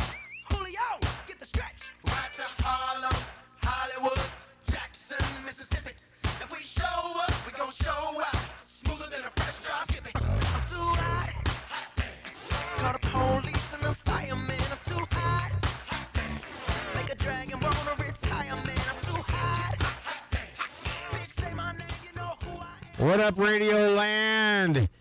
Statue Dave here, back from the LGBTQ ride that Ralph has put me on, and it was great. Actually, it was great. But listen, I want you all to know. I actually want you all to join me in condolences for the Scherer family in the loss of the father of Matt and Marty, and and Ronnie. What's that? Yeah, you guys, listen. Let me get through the condolences thing, and then we'll get there. Matt's dad died. Marty's dad died a few days ago.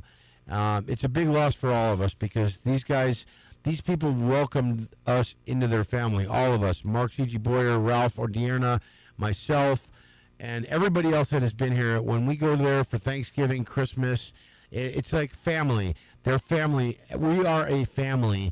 And we lost one of the good ones. And on top of that, Matt tricked us because, you guys all saw the thumbnail, and it was the thumbnail of Ronnie Schell being live on the show. Obviously, as you all heard, as we heard for the first time, Ronnie has passed away a couple of days ago as well.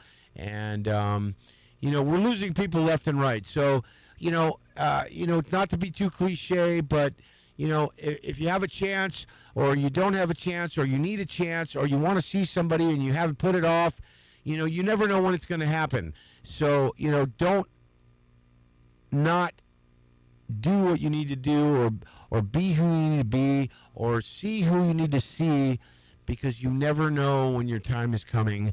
And, you know, that's all I want to say. You know, it's a shock to all of us. Unfortunately, Gary fell ill a few weeks ago and was in the hospital for a few weeks. And, you know, I think Matt and Marty both didn't want to see it, but it was happening.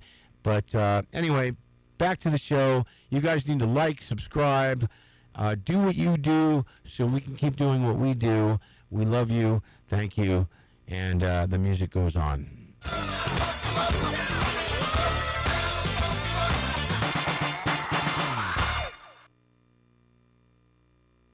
Doohickey, you know, the doohickey.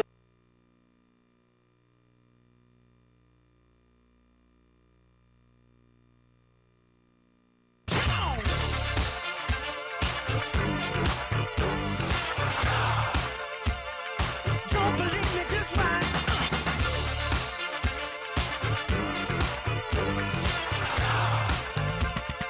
Don't believe me, just watch. Don't believe me, just watch. Don't believe me, just watch. Don't believe me, just watch. Hey, hey, hey, oh! Stop. Wait a minute. Fill my cup, put some nigga in it. Take a sip, sign the check. Julio, get the stretch. Right to Harlem, Hollywood, Jackson, Mississippi. If we show up, we gon' show out. Smoother than a fresh drop skipping. I'm too hot. Call the police and the fireman. I'm too hot. Make a dragon wanna retire, man. I'm too hot. Bitch, say my name, you know who I am. I'm too hot.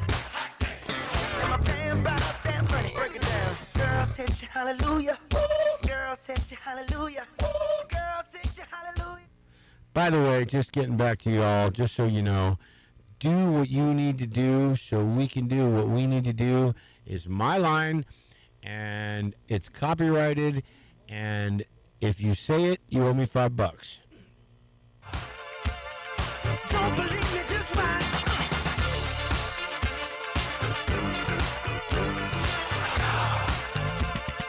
Don't believe me, just watch. Don't believe me, just watch. Don't believe me, just watch. Don't believe me, just watch. Hey, hey, hey, oh! Before we leave, let me tell y'all a little something. Uptown, funk you up. Uptown, funk you up.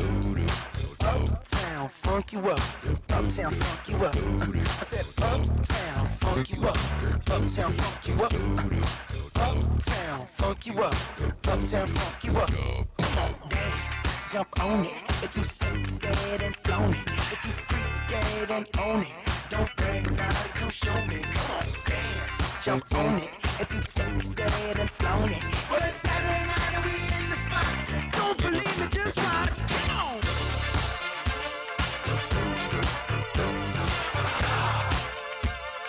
Don't believe me, just watch.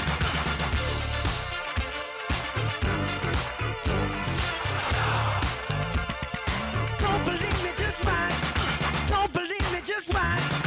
Don't believe me, just watch. Don't believe me, just watch. Hey, hey, hey, oh!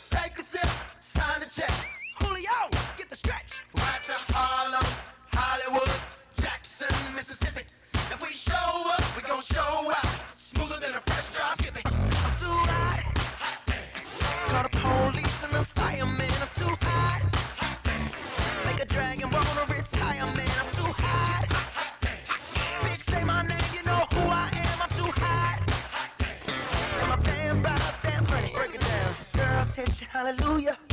Girls hit you hallelujah. Girls hit you hallelujah. Cause Uptown Funk don't give it to you. Cause Uptown Funk don't give it to you. Cause Uptown Funk don't give it to you. Saturday night and we in the spot. Don't believe me, just watch.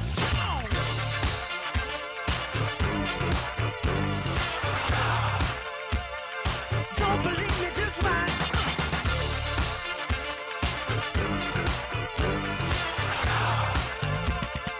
Don't believe me, just watch. Don't believe me, just watch. Don't believe me, just watch. Don't believe me.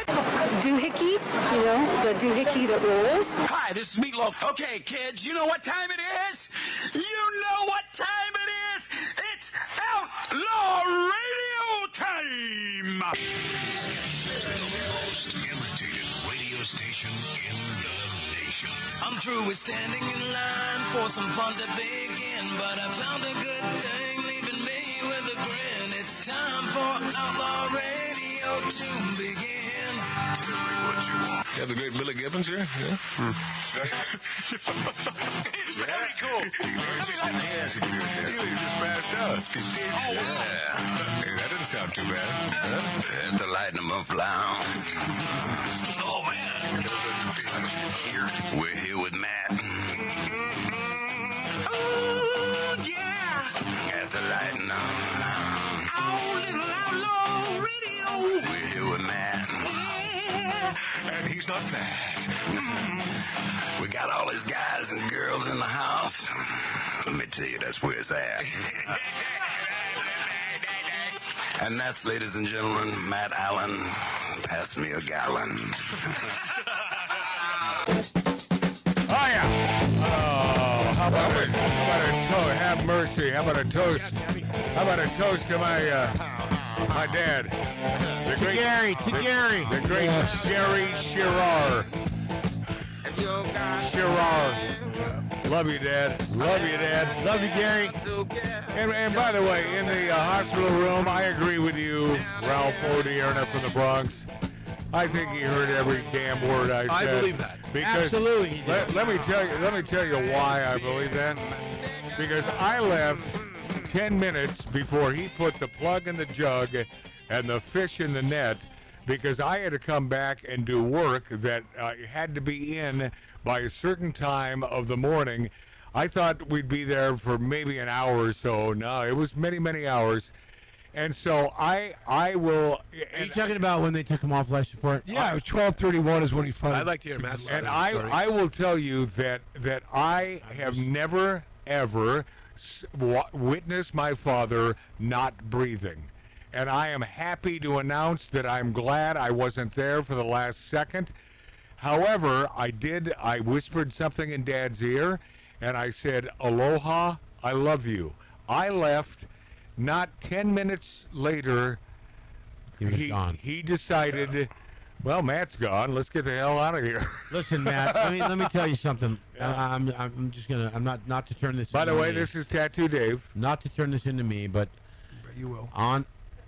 Oh, I'm sorry, Marty. You want to sing a song? Please go ahead. No, go ahead. Go ahead. And I was on my way. My mom called me. By the way, you don't ever have to ask my brother Mart if he wants to sing a song. Well, I have laryngitis right now, so I can't. Oh, good. Oh, see, yeah, well, see, you're in luck, Dave. Like that changes your voice. So please tell me, give me Anyway, your story. my mom and sister called. You need to get out here. Dad's not doing well.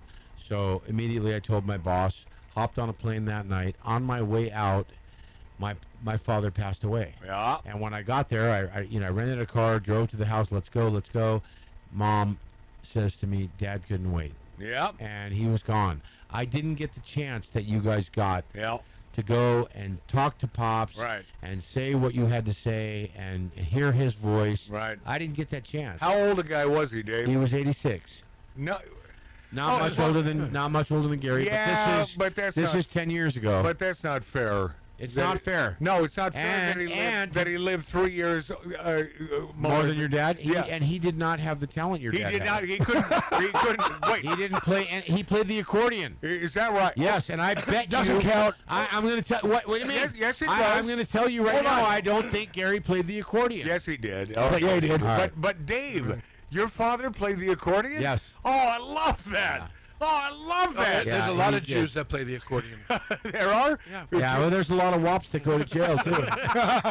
and to compound the matter, Hold on. He's talking. What Dave is speaking of is Ralph's father, who went to the big house twice, right? 3 times. Oh, 3 times. he died there, didn't he? No. No. Okay. I'm pretty sure he did. No, he didn't. But Anyway, and to compound the matter, on my way to see my mother, who was not doing well, my sister called me while I was in line to get to board the plane at the airport. Yeah. Don't bother, she's gone. Oh, jeez. I didn't get to see my mother either. But I will tell you that that's a good place to board a plane, though, is at an airport. Yes, yeah, correct, it is correct. the best place It's ever. actually the only place.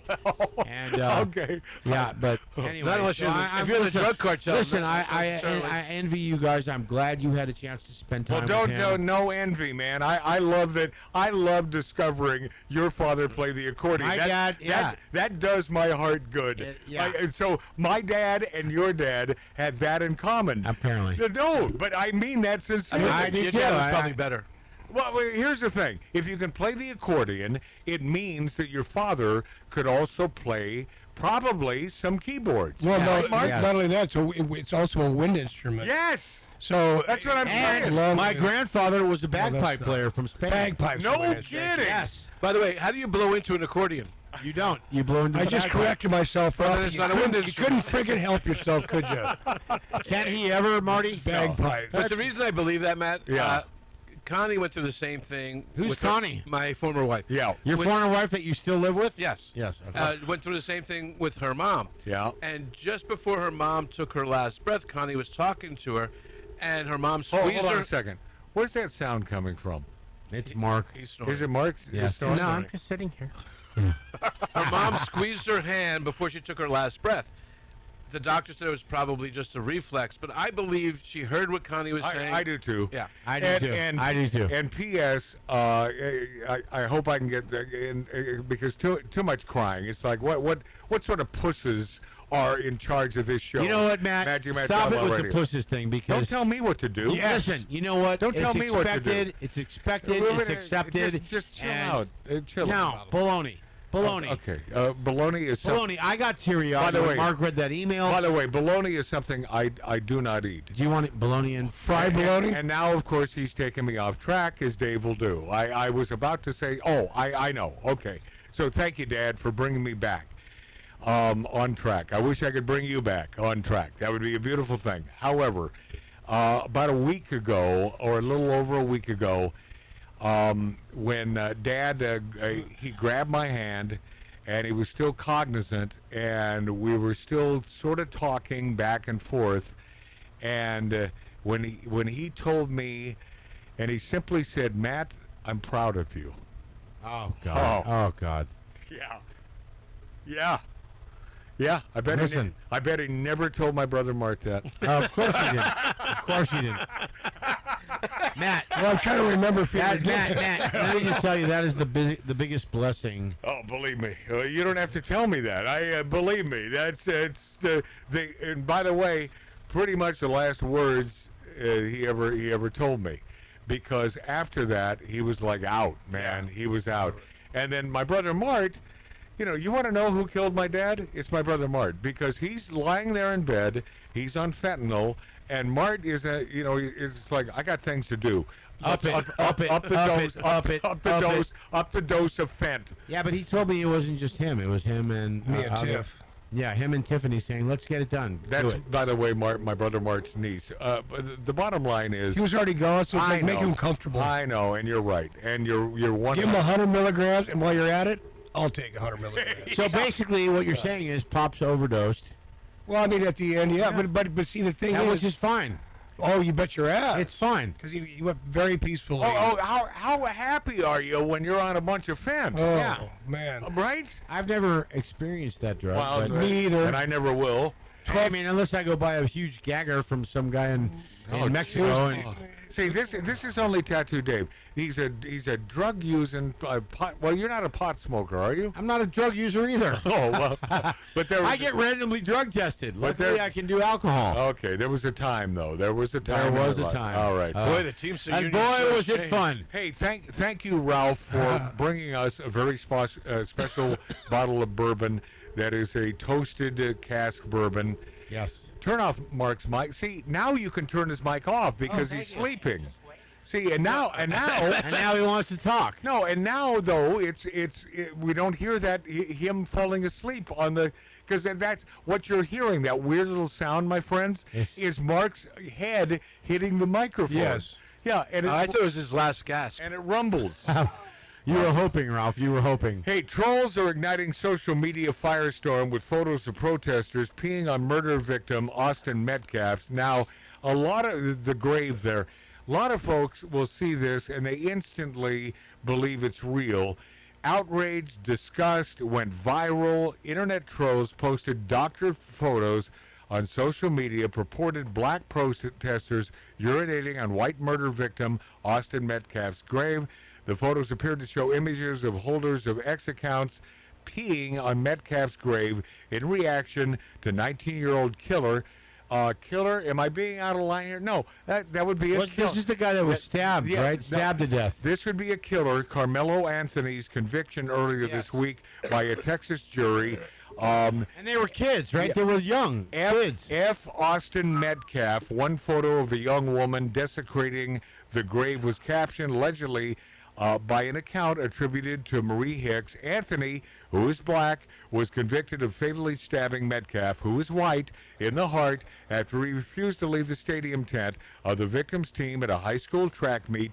The conviction, it resulted in protests outside the courthouse, prompted some black leaders to say the trial was unfair because the jury did not have any black panelists. The urination photos on X became a racial flashpoint, causing the X platform to blow up. As far as what I have seen, these are fake photos. Oh, they're totally AI, but kids are doing them all over the internet. Right, and everything is AI, including shunned at a funeral. So the bottom line is, right or left, anyone can do this crap. And if you're on the right and you're making up these fake photos, shame on you. Shame on you. The New York Post reported there was no indication on any of the individuals' accounts that they were associated with Black Lives Matter. In fact, the accounts associated with the photos may not even be real. As of today, every account name attached to the photos failed to produce a real account in an X search. Though the what the hell are we doing here? AI. Oh, yeah. You know what? All right, let's hear a little of this. Almost the best AI ever. Yeah, what is this band again? Shunned at a funeral. This is so good. By the way, Shunned at a funeral? Okay, Daddy, love you. And I said it for Mary. Hit it. This is so good.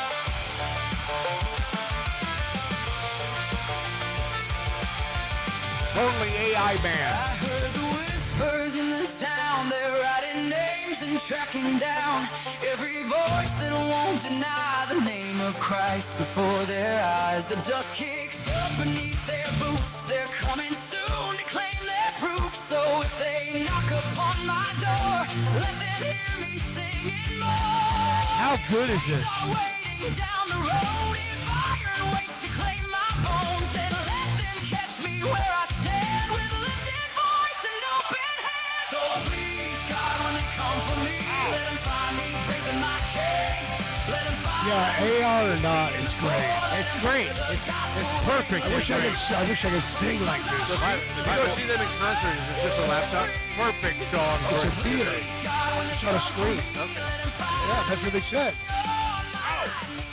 Yeah, you go to like the Egyptian theater, wherever it is, and they put it on the screen. So good, man. So good. And it's AI. And that cost me $12. Well, you got your money back though. You I didn't. Oh, you subscribed though to the. No, I bought that album. By the way, whether it's AI or not, it's good. It's great effing music. ridiculous. Yeah. The name of the band again? Shunned at a Funeral. Shunned at a Funeral, and Which is also a great name. Yeah, it's a great name. I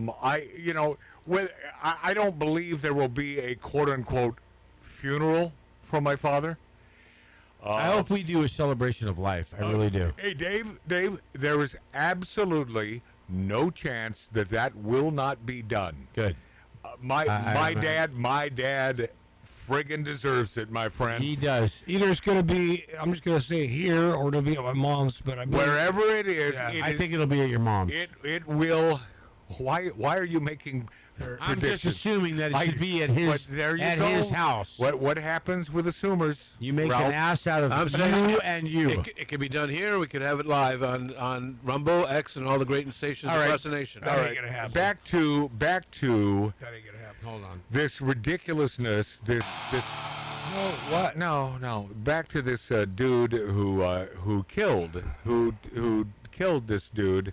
By the way, this dude was 17 years old. Yeah, I know that.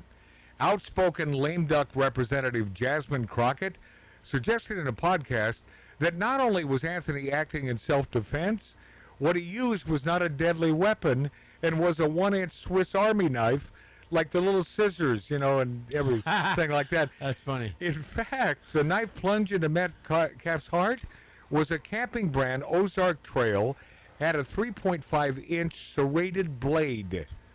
Listen, 3.5 inches is enough to get into the company. That's enough. And by the way, it is a lethal weapon. Of course it is. And it wasn't a Swiss Army knife, as Matt just said. No, it was not. Perpetrator and victim had their fatal encounter at a Texas track meet. Just another day, my friends. Just another day. Look, I don't want to cast aspersions No, on the but family. but you're an honest guy, Ralph. Go. They raised $675,000 on a GoFundMe for his defense, and all that money's gone. Gone. Oh, is that? It's Yeah, gone? there is no defense for that. Wow. No, the family spent the money. I can't imagine that would happen. No, really? I would think this would be completely above board. Yeah. Metcalf pushed Anthony, according to trial reporting, who then whipped out a knife from his bag, plunged it into Metcalf's chest, killing him.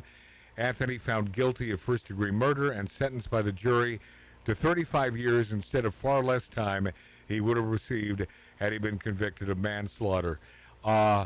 He offed a person. I mean, please. I say hang him high. Yeah? Yeah. Good movie. Seriously. Yeah.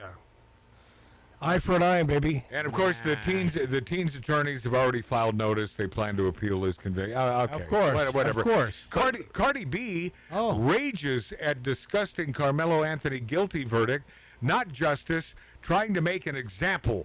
Rapper Cardi B is decrying the mere 35-year prison sentence handed down to convicted murderer Carmelo Anthony and attacking the court for a sentence she thinks is somehow undeserved and only imposed to make an example of a killer teen. Boy, by the way, no one should ever do that. No one ever said Cardi B was intelligentsia, right? Nobody ever said She's she was trying a to get rapper either. she's trying to get Charles Barkley fired from ESPN. Because he said, I think she should change her name to Cardi Double D's. Charles Barkley's a funny dude. He's awesome. So he should That be fired. dude is awesome. He should be fired because of that? Yeah. Oh, okay. Oh, come on. All right. Come on. A popular tourist attraction in a New Zealand town. Everything sort of funny happens in New Zealand. And there's a tourist attraction And there. Florida. Has been temporarily closed by officials after multiple incidents involving human feces. Oh.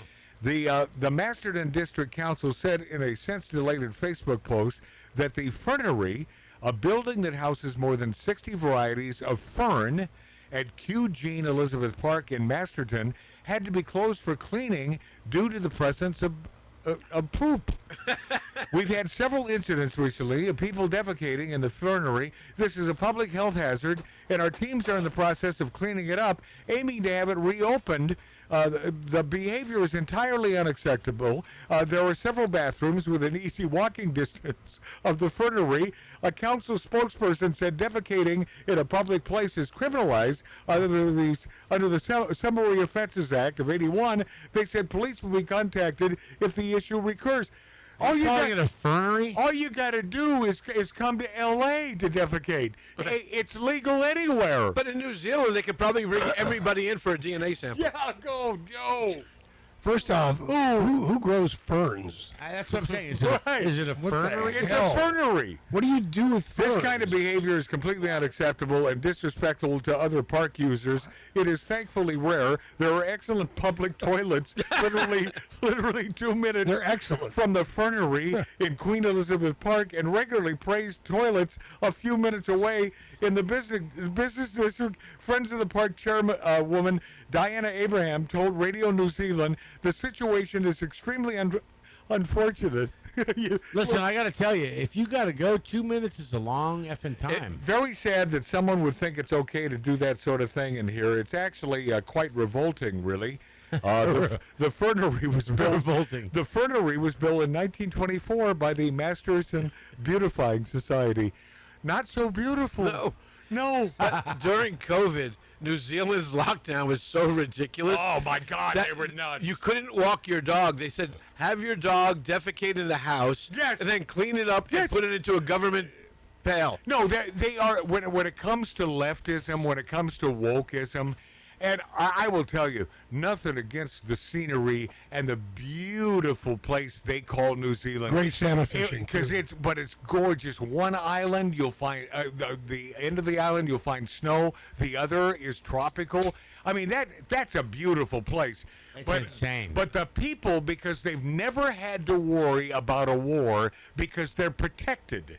Yeah, by everybody. Yeah, right. So they never take sides. No. They don't have to. Right. And why would you? It's a bit, it's almost like France. It's a little bit like France. I want to know if there's any... Except French people hate is there any medicinal value in ferns, or what somebody look this up. You wouldn't have Drives me Christmas. crazy. Why do you grow ferns? You would not have Christmas without ferns. What? What? Christmas trees. They're fern trees. Well, they're not. They're fern trees. Yes, they are. Fern trees. Okay. They're fern trees. Okay. No. Okay, hold on. Slow down, my friend. I grew up in the Northwest. I know what fern is. My friends, I'm Christian. You see what happens to Tattoo Dave.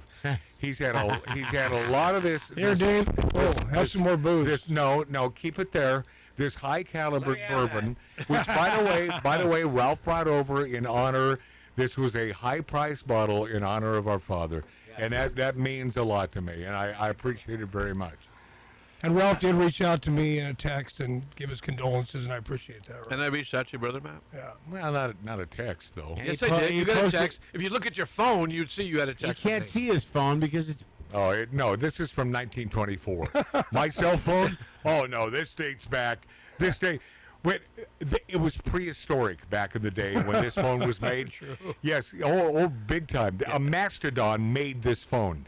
Wow. You know who else was like that is our father. He did and didn't. Like he had the saying Gary was a Luddite? He had the old he had the old tower computer, like all the tower stuff, the towers, right? Which nobody has anymore. Wrong. He'd invite us over to play Atari. Wrong. Mark, I will take you right over here and show you. Oh, I knew you did. Oh, yeah, of course I do. He'd invite us over to play Atari. I have one in the house. Pong. Actually. That's right. Pong. I have an Atari set up in my house. Hey, I gotta say that Pong was fun as hell. Yeah. Greatest game. First video game ever. I agree with you. It was Tattoo Dave. Yeah, but I tried to revisit it. Pong was not so fun.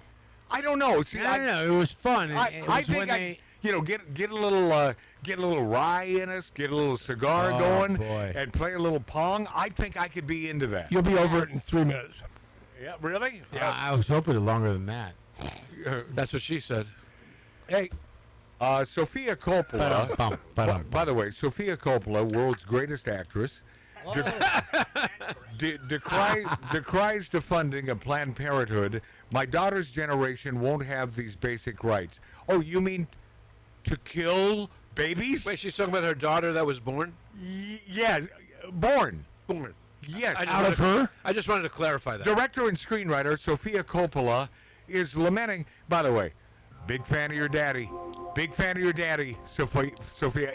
Except that little, Call me daddy. except that little misstep where he thought it was a good idea to put you in Godfather 3. That was. By the way, Actually, P.S. Godfather 3 was a bad idea. But yes, it was. Coda. But she didn't help matters, my friend.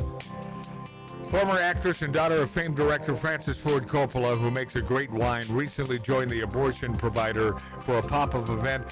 How are you behind this? Why do you put your name to an abortion clinic? If you're a mother with children, I don't get it. I never will. And then they claimed Israel's committing genocide. Right. I've done to ground. I'm watching porn in my hotel dressing gown. And now I dream of you, but I still believe there's only enough one in this lonely hotel suite.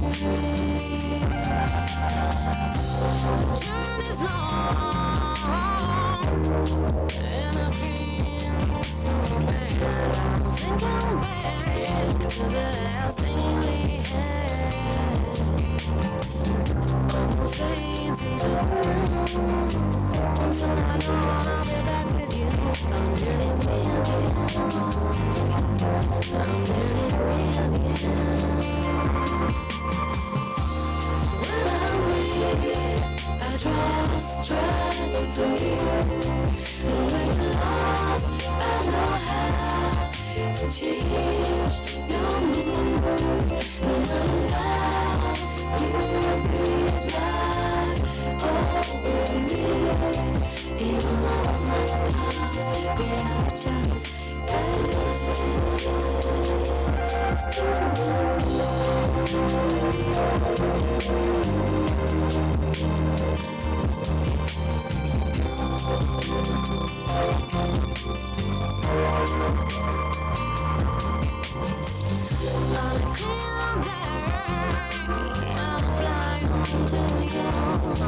I'm bending time, getting back to you. Fades into the night, and so I know I'll be back with you. I'm nearly with you. I'm nearly with you. When I'm weak, I draw strength from you. And when you're lost, I know how to change your mood. And when I'm down, you breathe life over me. Even though we're miles apart, we are each other's destiny.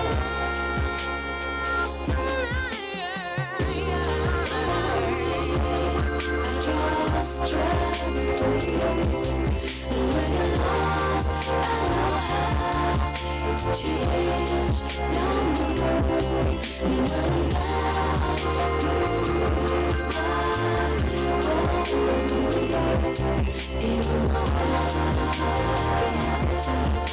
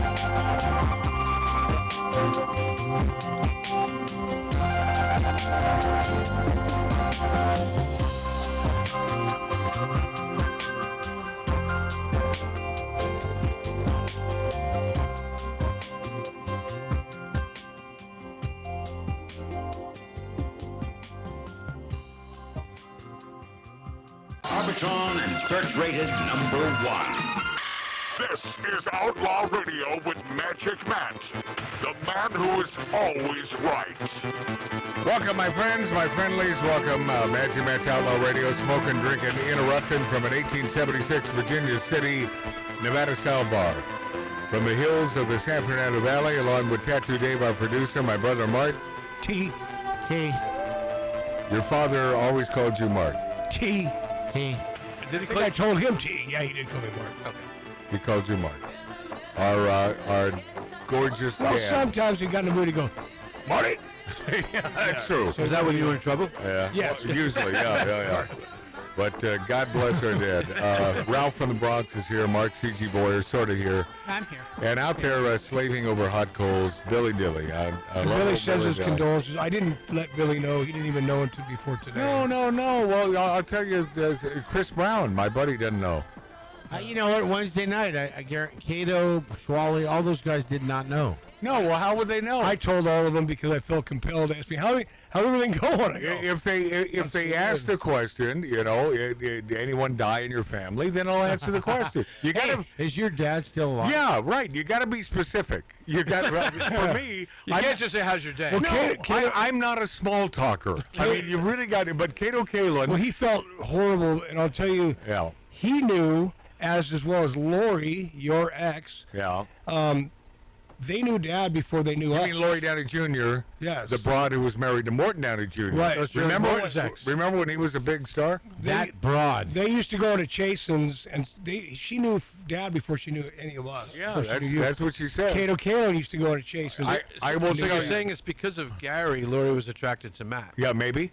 I think so because Lori really loved Dad. That's what I'm saying. Yeah. She saw the talent. There was a time when she really loved me. Here's the thing, though. Yeah, but however, the talent wasn't. The bottom line is that when Lori hears "Fly Me to the Moon," she thinks of my dad. That was always her request when she'd walk into whatever venue my father was playing. Not the only death, by the way. Gene Shalit, 100 years old, gone. Yeah, movie critic. I always thought poor sort of reproduction of Groucho Marx, but I never hated the guy. You can't hate him. I mean, it's like, okay. I think he's lucky, though, because it was really aesthetics, I think, that made Gene Shalit his career. Don't you? You mean the good looks? The odd looks. Okay. Yeah, I think. Yeah, but you know what? All kidding aside, it was the odd looks. It was, man. Yeah, I mean, it was Gene not Shalit. good. You don't have to say all kidding aside. It was so Groucho you were Marx. kidding. Hey, Mart, have you seen the thumbnail from last week's show on YouTube? No. You still haven't? No. Okay, did anyone see that? I tried to find Do they know what that is in this 1876 Virginia City, Nevada style bar? Anyone here know what that is? No. Okay, I know Mark never heads over there. How about you, Dave? Did you see I this? didn't see it. And by the way, thumbnail, I mean, most of you know, but, you know, there are a lot of you in our age group who it's like thumbnail, spun-mail. We don't call it that anymore. It's the picture on that highlights whatever show is coming up on YouTube. I'll tell you what it is. I wish you would have seen it. It is simply a salmon in a net. Oh, I got that on my phone. Okay. Yeah, so I did see that. It is a salmon in a net. If you subscribe to the show, as you should, you get that blast on your phone. Oh, is that right? Yes. So you should subscribe to Magic Matt's Outlaw Radio. What does he mean, blast? What does that mean? I know You that's get a notification. Well, that tells if you you how- have if your notifications tells you are how- on. Yeah, that tells you how old Dave is because I even know I am that just one. trying to get him to explain it. So yeah, it's a fish in a net, and that's something Dad at the end of every set. P.S. I don't think I've ever mentioned this. My father would go on stage and stay on stage for at least 5 hours, sometimes 6 hours straight, with never taking a pee break. Nope. Ever. Well, when I ever. When I started playing with him for those 2 years, Mom said to him, and I remember this before the first night I played with him, Gary, I know what you do, but you got to let our son at least go to the bathroom in the sets. It's exactly what she said. How old were you? Oh, God. When I started playing with Dad, I was in my 20s, early 20s. I mean, my father would sit there on the bandstand, and P.S. And by the way, he wasn't dry. No, he had beverages in front of him. Oh no, there was a day when he was drinking double whiskey. Scotch. Yeah, which made him had to pee more. Yeah, but he didn't. Dave, he didn't. No, I know. But that's what I'm Somehow saying. he didn't, and so it. When I'm in some venue, and they go pause for the cause. No, and this has happened time and at least 24 times in my lifetime. When I'm at some venue and there's a band playing, an entire band. We're not talking about a one-man band like our father, who plays every damn instrument exceedingly well and has a voice that is a gift from God. When I see these bands, 5 or 6 in a band, and they take 2 or 3 breaks a night. More than every hour, they take a 15-minute break. And I'm thinking, you pussies. You pussies. Yeah. Because I learned that from my father. Give much more than is expected of you. As an entertainer, go the extra mile to be the best you can be. Well, there's only a couple of times that I had to really badly. And I looked at him, and he goes, it's during, in between a song, he goes, go ahead, Marta, I got the drum machine on this one. Go. And he's thinking, but he is a little pissed. Well, he's probably going, what the hell? Yeah. You can't pull this off? You push? 6 hours? He was thinking. Hello. They make diapers. And I'm freaking drinking. They make off diapers. stage. Yeah. I don't know how Dad did it, but I hope that was not a cause. I can't go 5 hours of sleeping without having to get up and pee. Play 5? 5. Me every 2 hours, man. Oh yeah. Oh, it sucks. So Gene Shalit, another deaden. God bless you. Thank you for 100 years of service. Mahar. He's dead too? Not yet. Oh. But he says Trump did get Europe to step up on defense. Yeah. And before you think that we're all gloating, good, Bill Maher is one of us. No, because he's saying something that makes sense. We shouldn't be overly excited or whatever. No, just but you can acknowledge it. Yeah, but acknowledging. But still, he's one of them. He said another thing that worked out. Actually, I don't think it was necessary the way he intended, but so he always has to take away from Trump when he's giving him credit. He said, but he certainly gets some credit for it. He wanted European countries to pay more. Clinton once made a speech and said America was the indispensable nation, and Trump was like, "Yeah, we don't want to be. Why do we have to be indispensable?" Yes, and that's the great thing about Trump. He knows how important we are and how good we are to other countries. Yeah. How difficult is that to figure out? And by the way, I look at it this way. Germany was once our enemy. Japan was once our enemy. And now that supposedly they're our friends. Supposedly. If they're not, screw them. Screw them. That changes. Russia was on our side in World War II. Yes. Now they're. I say we go to Poland. We go to those other countries that like us. Take them over?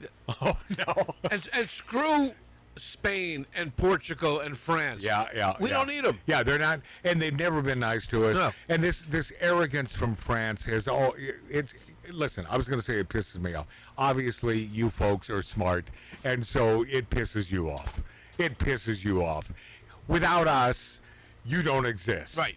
You friggin' hairy armpit chicks. Is that another country, Ralph, where there's no firearms allowed and stuff like that? That was like 3 countries. Yeah, they don't even allow their military to have firearms. That's why they lose every war. Yeah, not the best when it comes to defense of their country. Yeah. Mahar also says hating Jews is a stance associated with progressives now. Well, yes, it is.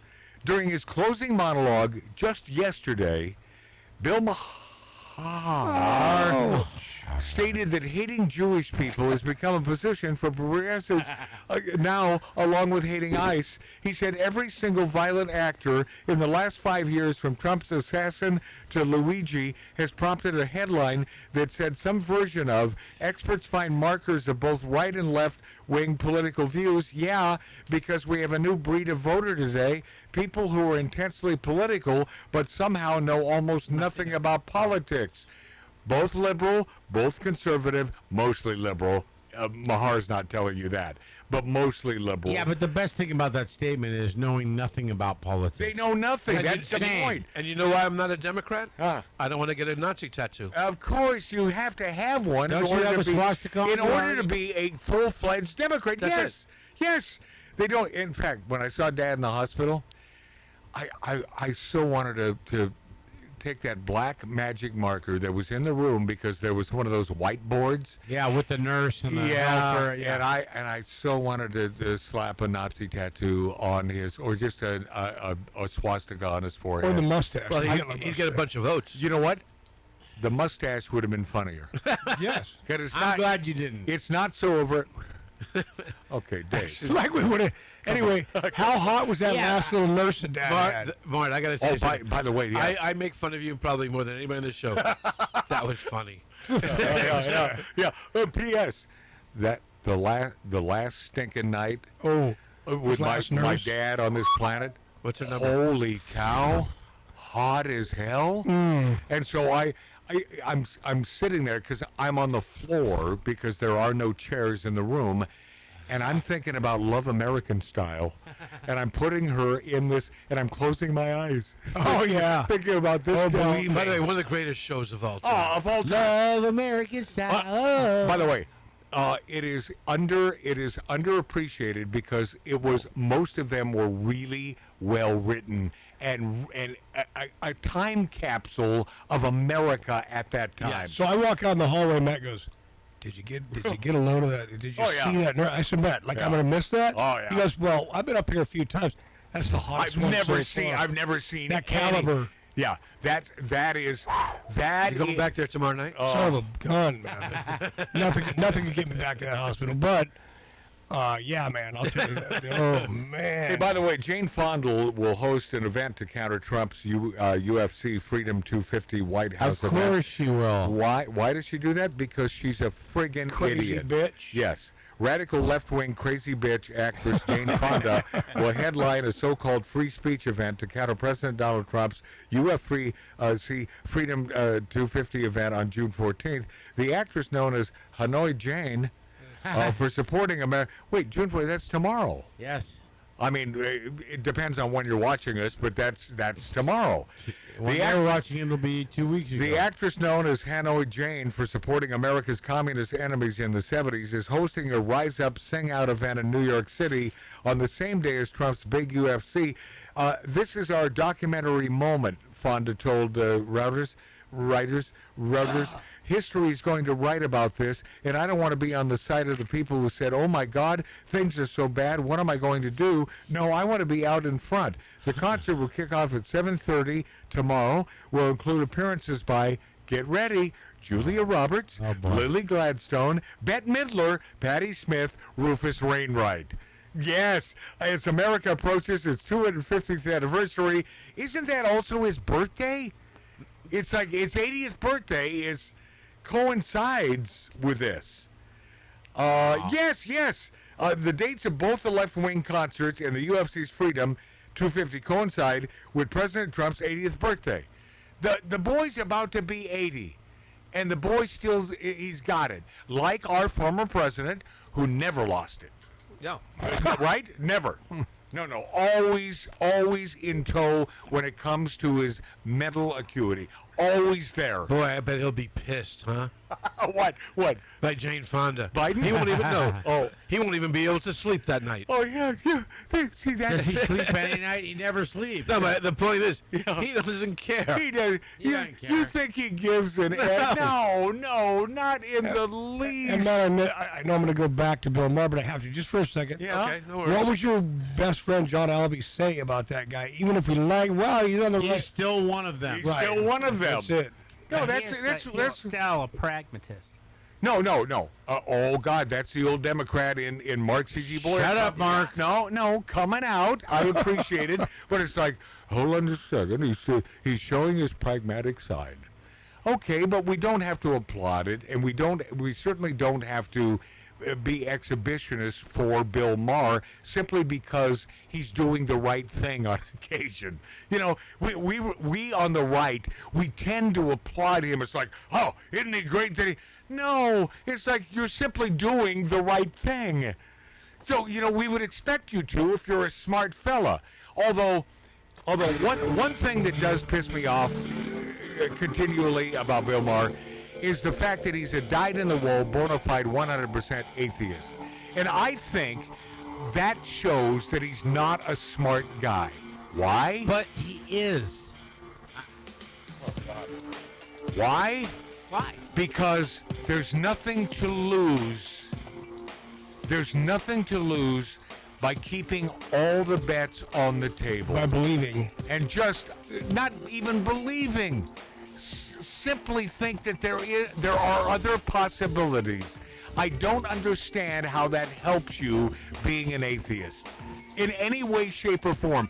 Be agnostic. That's really easy. Right, Ralph? I mean, that's easy. It's like our buddy Doug Stano, atheist, or right? Yeah, same. That was almost a sentence, Marty. All right, it's been a rough week. All right, we'll be right back with Dwayne Johnson news.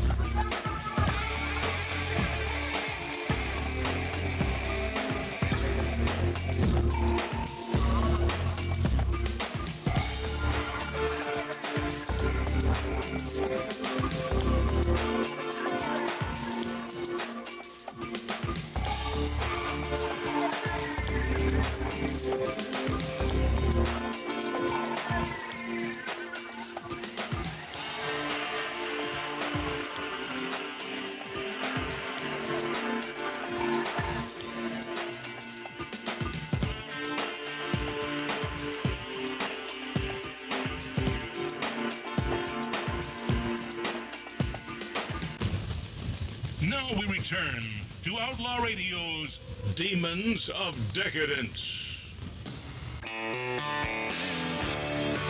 Dwayne Johnson, Dwayne The Rock, he says, going forward, I will keep my politics to myself. Talk about pragmatic. Yeah, I think you've learned. And who's our president right now? Dwayne The Rock Johnson said he'll be staying away from politics as he focuses on bringing the country together. Good. You know, if you're sincere about this, God bless you, man. As Dad would say, Dwayne the bathtub of Mount Dwayne. That's true. I wish we could. I wish we could have left with a much more substantial note regarding Dad, because I'm not. I think now folks will not appreciate his humor. Oh. Okay, and I must tell you this: no matter how nasty this is. Yeah, it's been a rough week, guys. Yeah, for guys. Well, folks, whatever, man. No. All the youngins, they call females and males guys. Well, I've done that forever. They do that. I call chicks dudes. It's more like dudes. Yeah, dudes. Yeah, right, dudes. Dave calls everybody dude. By the way, I can't stand it when females call other females dude. Oh, that pisses me off. Well, in today's world, you don't know. They're not. Yeah, well, right. What about when a guy calls a female dude? Oh, that's just stupid. I do that, That's too. just shut up. Oh, You hear it all the time. Okay, Dude, well, that's dude, stupidity. dude. But I must be stupid. it's very. Hello, just stop. You said it. Here's the deal. It's Mic drop. It's a tough one for us. We lost our dad, the most beautiful person. I mean, from the inside out, no mean bone in his body, and so talented. And that, I think, for the most part, that's everything. The fact that he was a talent, and my friends, and I'm looking at you in the camera, perhaps your dad wasn't. And then that what? Dad would be laughing his ass off. But it's true. Okay, so he is like. Doubling down, Ralph. I hope he is like. But Hey, my dad had different talents. okay. That's what they're all saying. But yeah, and yes, and you're right, and you know I'm being flippant and Of so on. course. But Mom, our mother is carrying the burden. Yes. She is the one going through absolute hell. We have God bless you, Mom. we have no idea the hell that our mother, who has lived with this man, her husband, for Her what, whole life. 92 years? 64 years. Her whole life. Hold on, not 92? No, 64 years. 64 years is a long She met him when she was time. 14. That's back in the late 70s, right?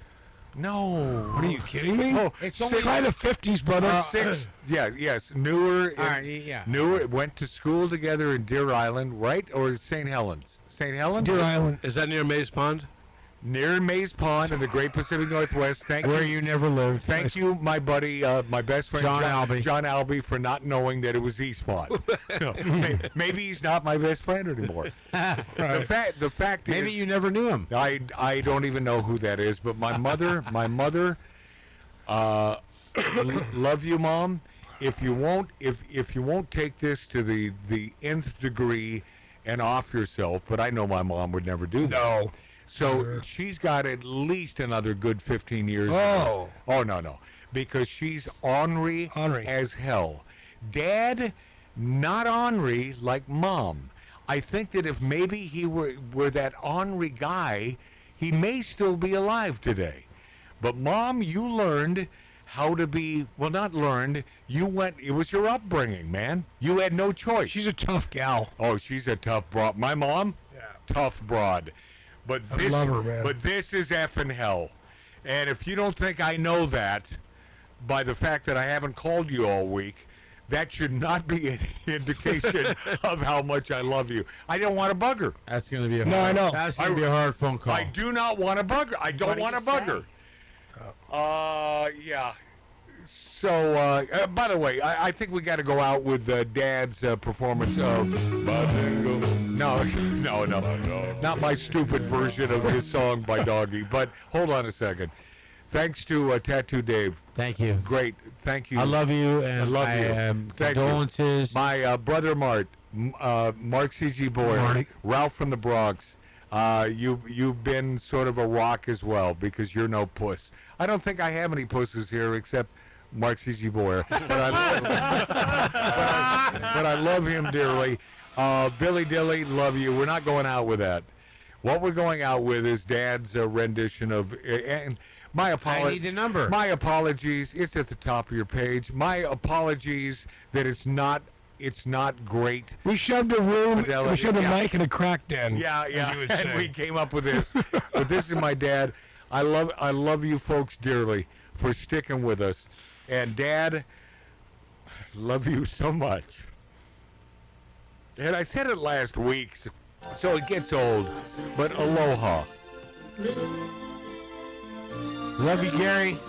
Rest in peace. I see you blue. Oh, baby. And I think to myself,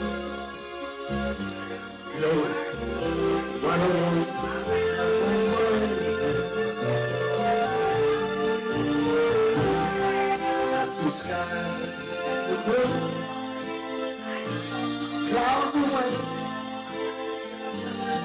summer's day, dark cigarette, think to myself, oh, what a wonderful world.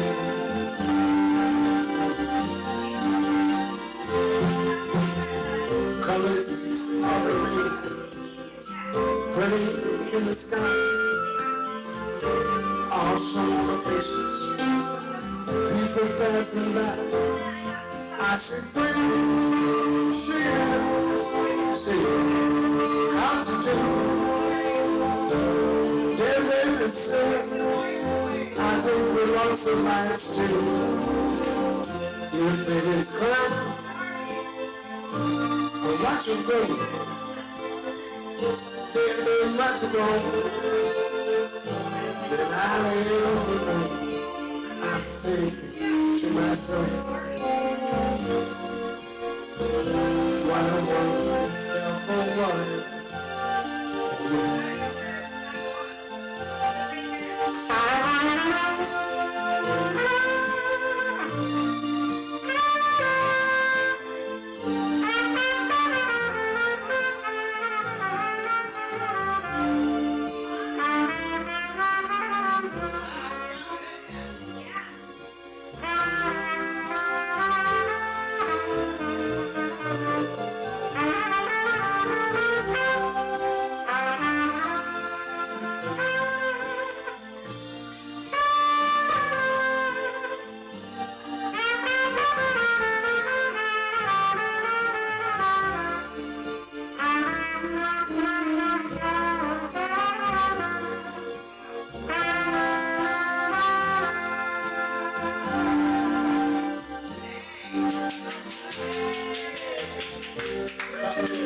Of the rainbow, pretty in the sky, also on the faces, people passing by. I see friends, shaking hands, saying, how the hell you doing? They say, we got the light back, everything is cool. If baby's crying, I watch them go. They learn much more than another. Yeah, I think to myself, what a wonderful thing. Should I be like a brother sing? Yes, I think to myself, what a wonderful world.